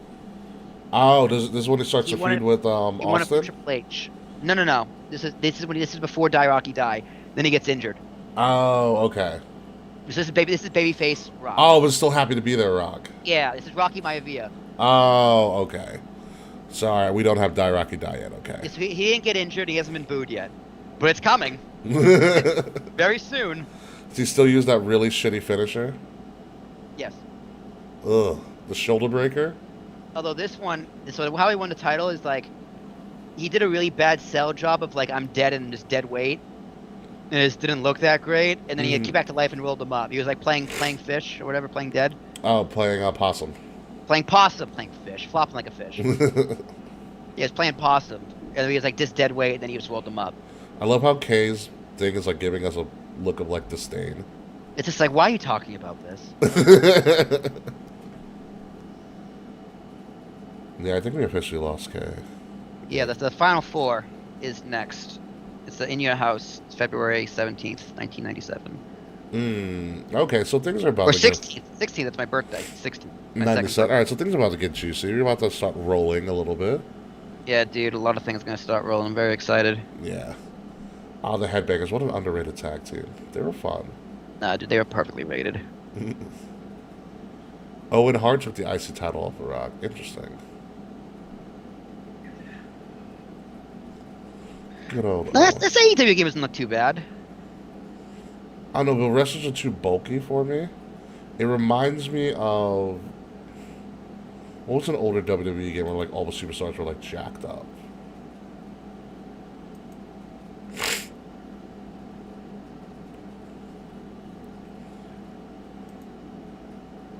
Yeah, it's the same controls. Because it's THQ. Let me tell you what the THQ controls are. It does look like WWE All-Stars. Thank you, Taquan. That's exactly what it looks like. Yeah, dude, it does. It's like a cheaper 2K. Mm-hmm. Or it also could look like Legends as well. It looks like All-Stars or Legends. I wonder if Cody Rhodes is going to be in there. He is. Is he really? Yeah. He's going to be the only one that goes, like... Imagine you, like, create a superstar and... You're trying to figure out where your entrance is going to be, and, like, you try to go through the centers like it's not allowed because you're not Cody Rhodes.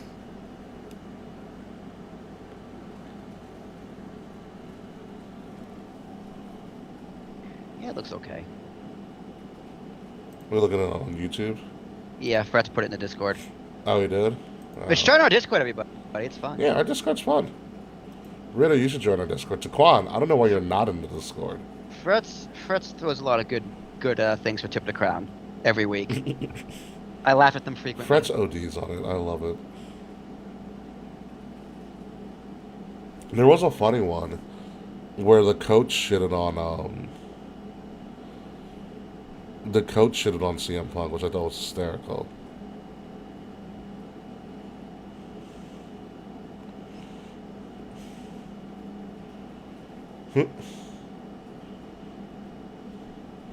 Where was it?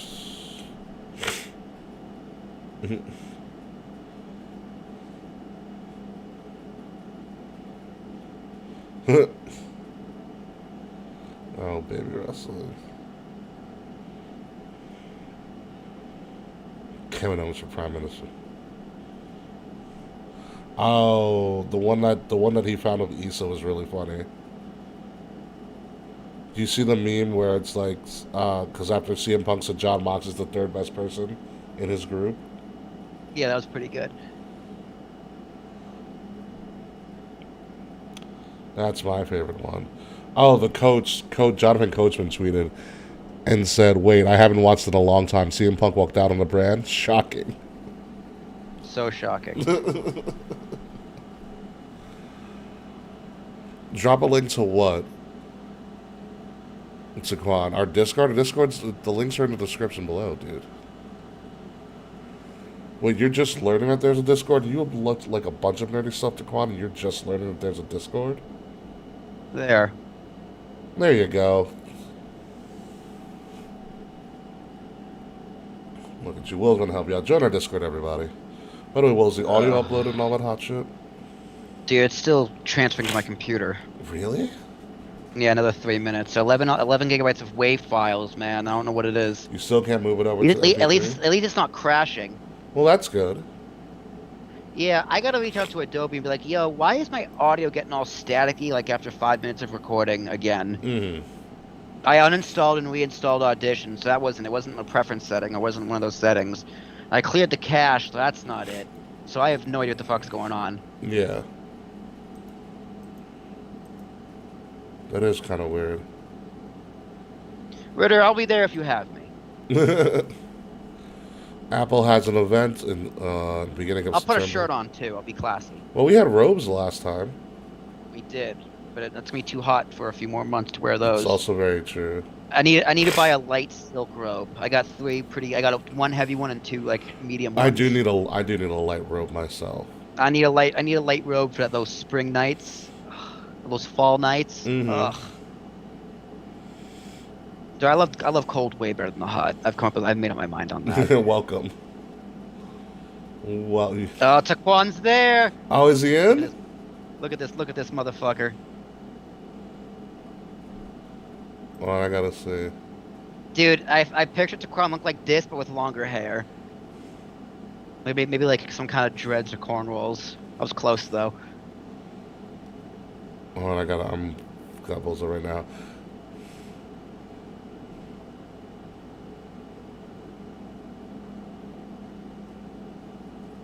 That's the same one too. He has the Wrestle Actor one too. Or was that a different channel? What's up? If he has he also joined the KOTR one. Is that the same one as Wrestle Actor one, or was that a different one? There's a difference. Different one. Yeah. Why? Because they're different channels. I guess. Like, is that Colt Cabana in this meme? Yeah. Oh my god, that's really funny.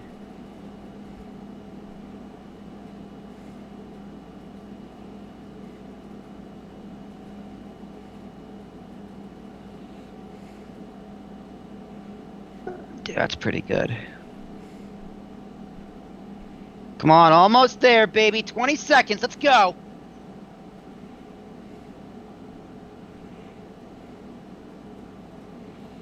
Wow.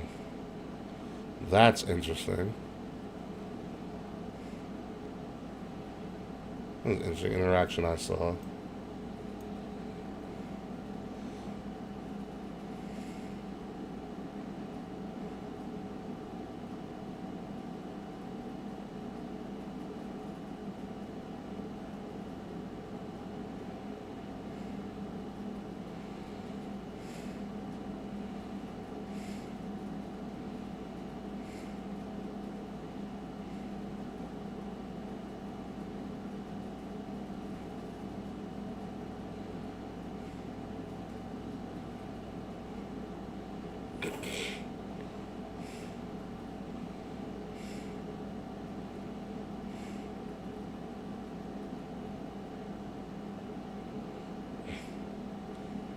Wow, that guy. What a dick. Just saw a video on Twitter. It's like a Florida deputy resigned after pulling a gun on a pregnant woman and her 3 children.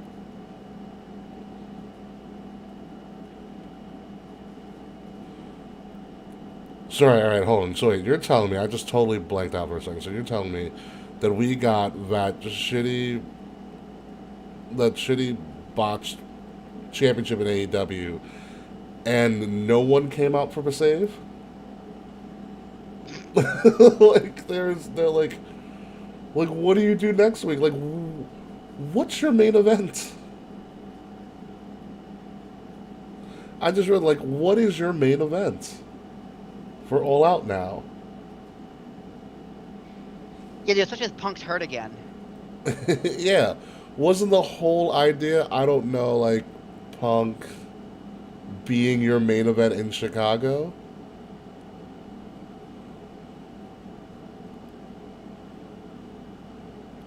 Like, Yeah. it, like, wasn't, like, that was the idea, correct?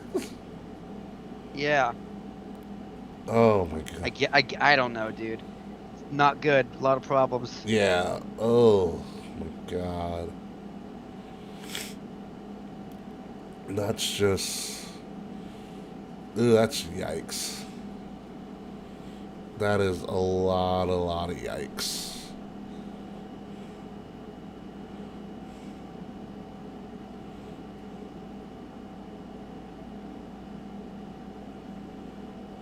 Interesting.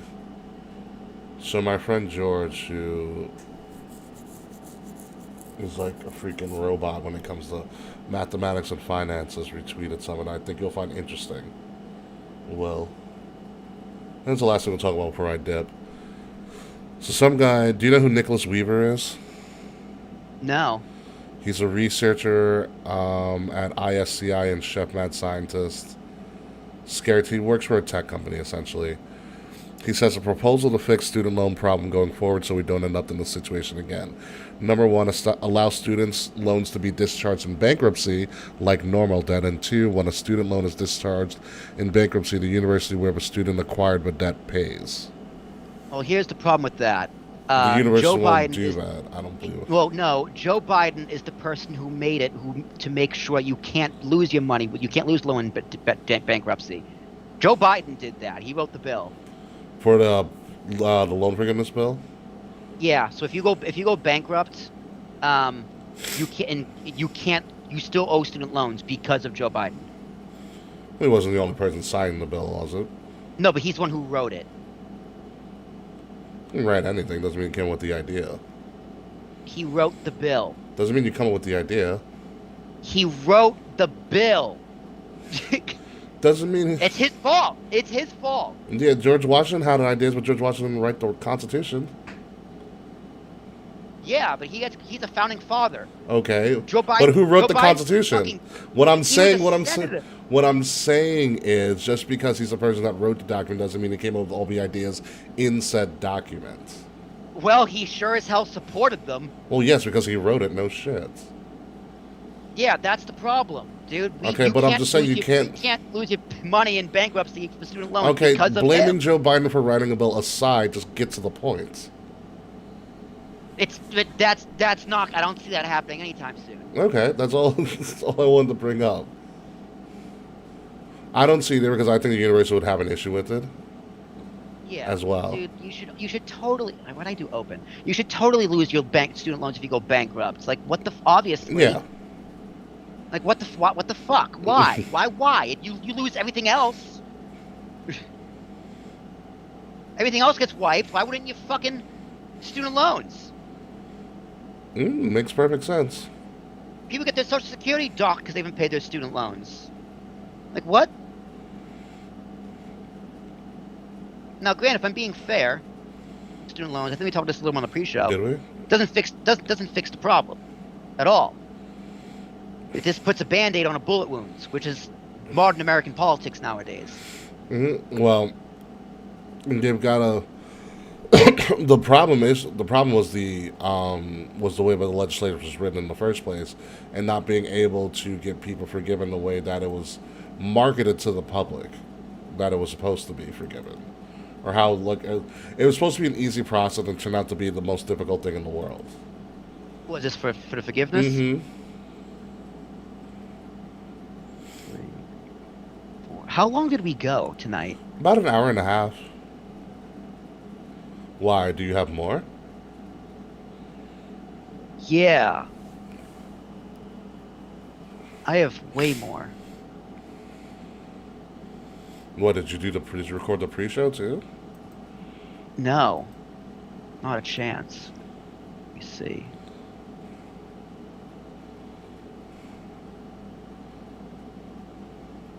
Oh, you know what happened? What? I put in last week's too. My bad. That's why it took so long. Good job. I didn't format the card from last week. Oh, okay. Oh fuck, my desktop is fucked right now.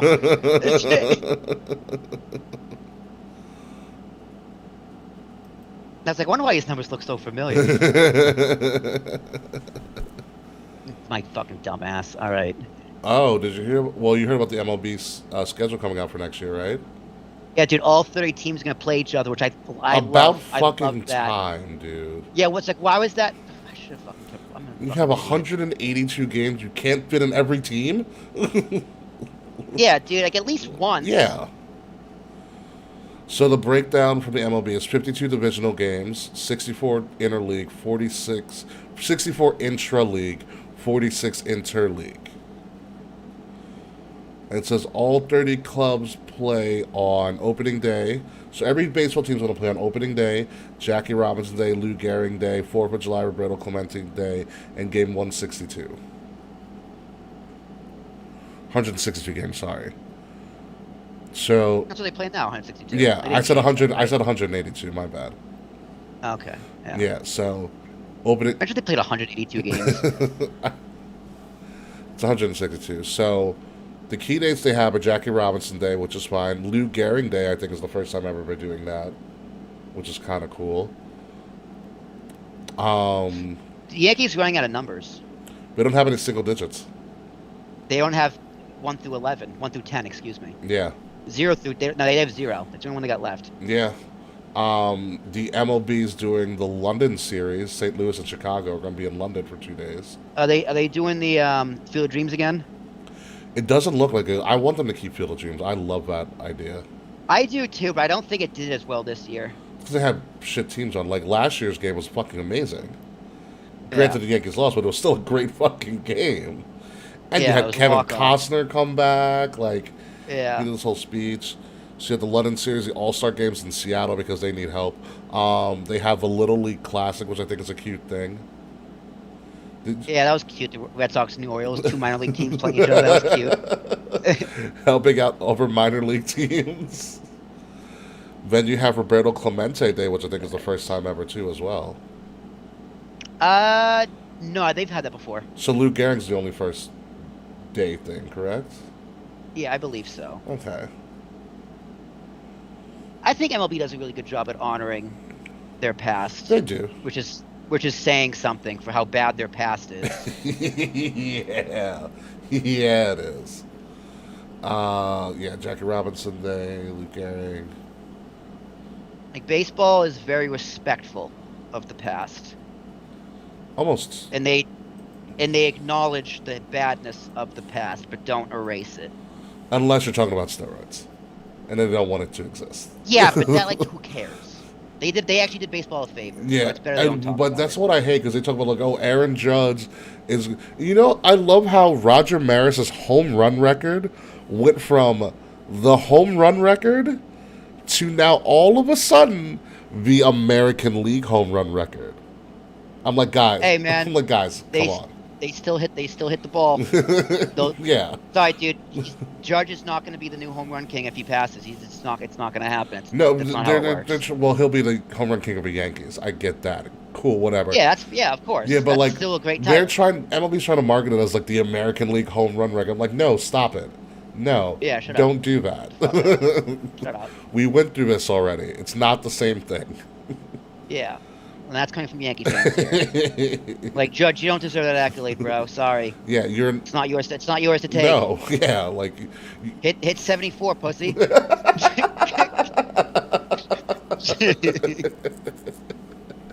seriously.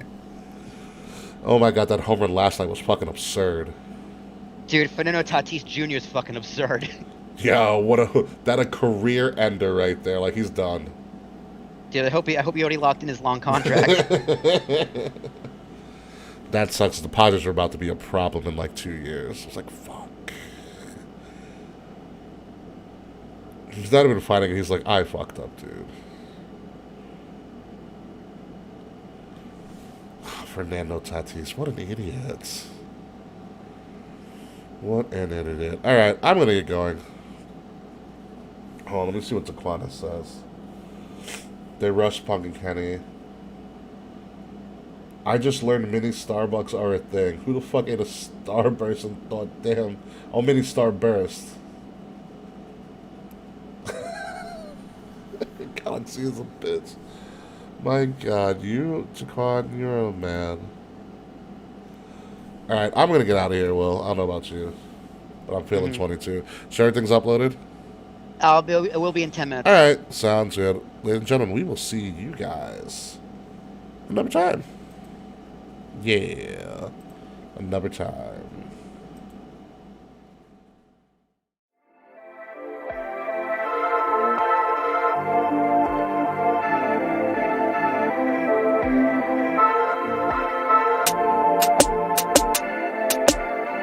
Midnight music.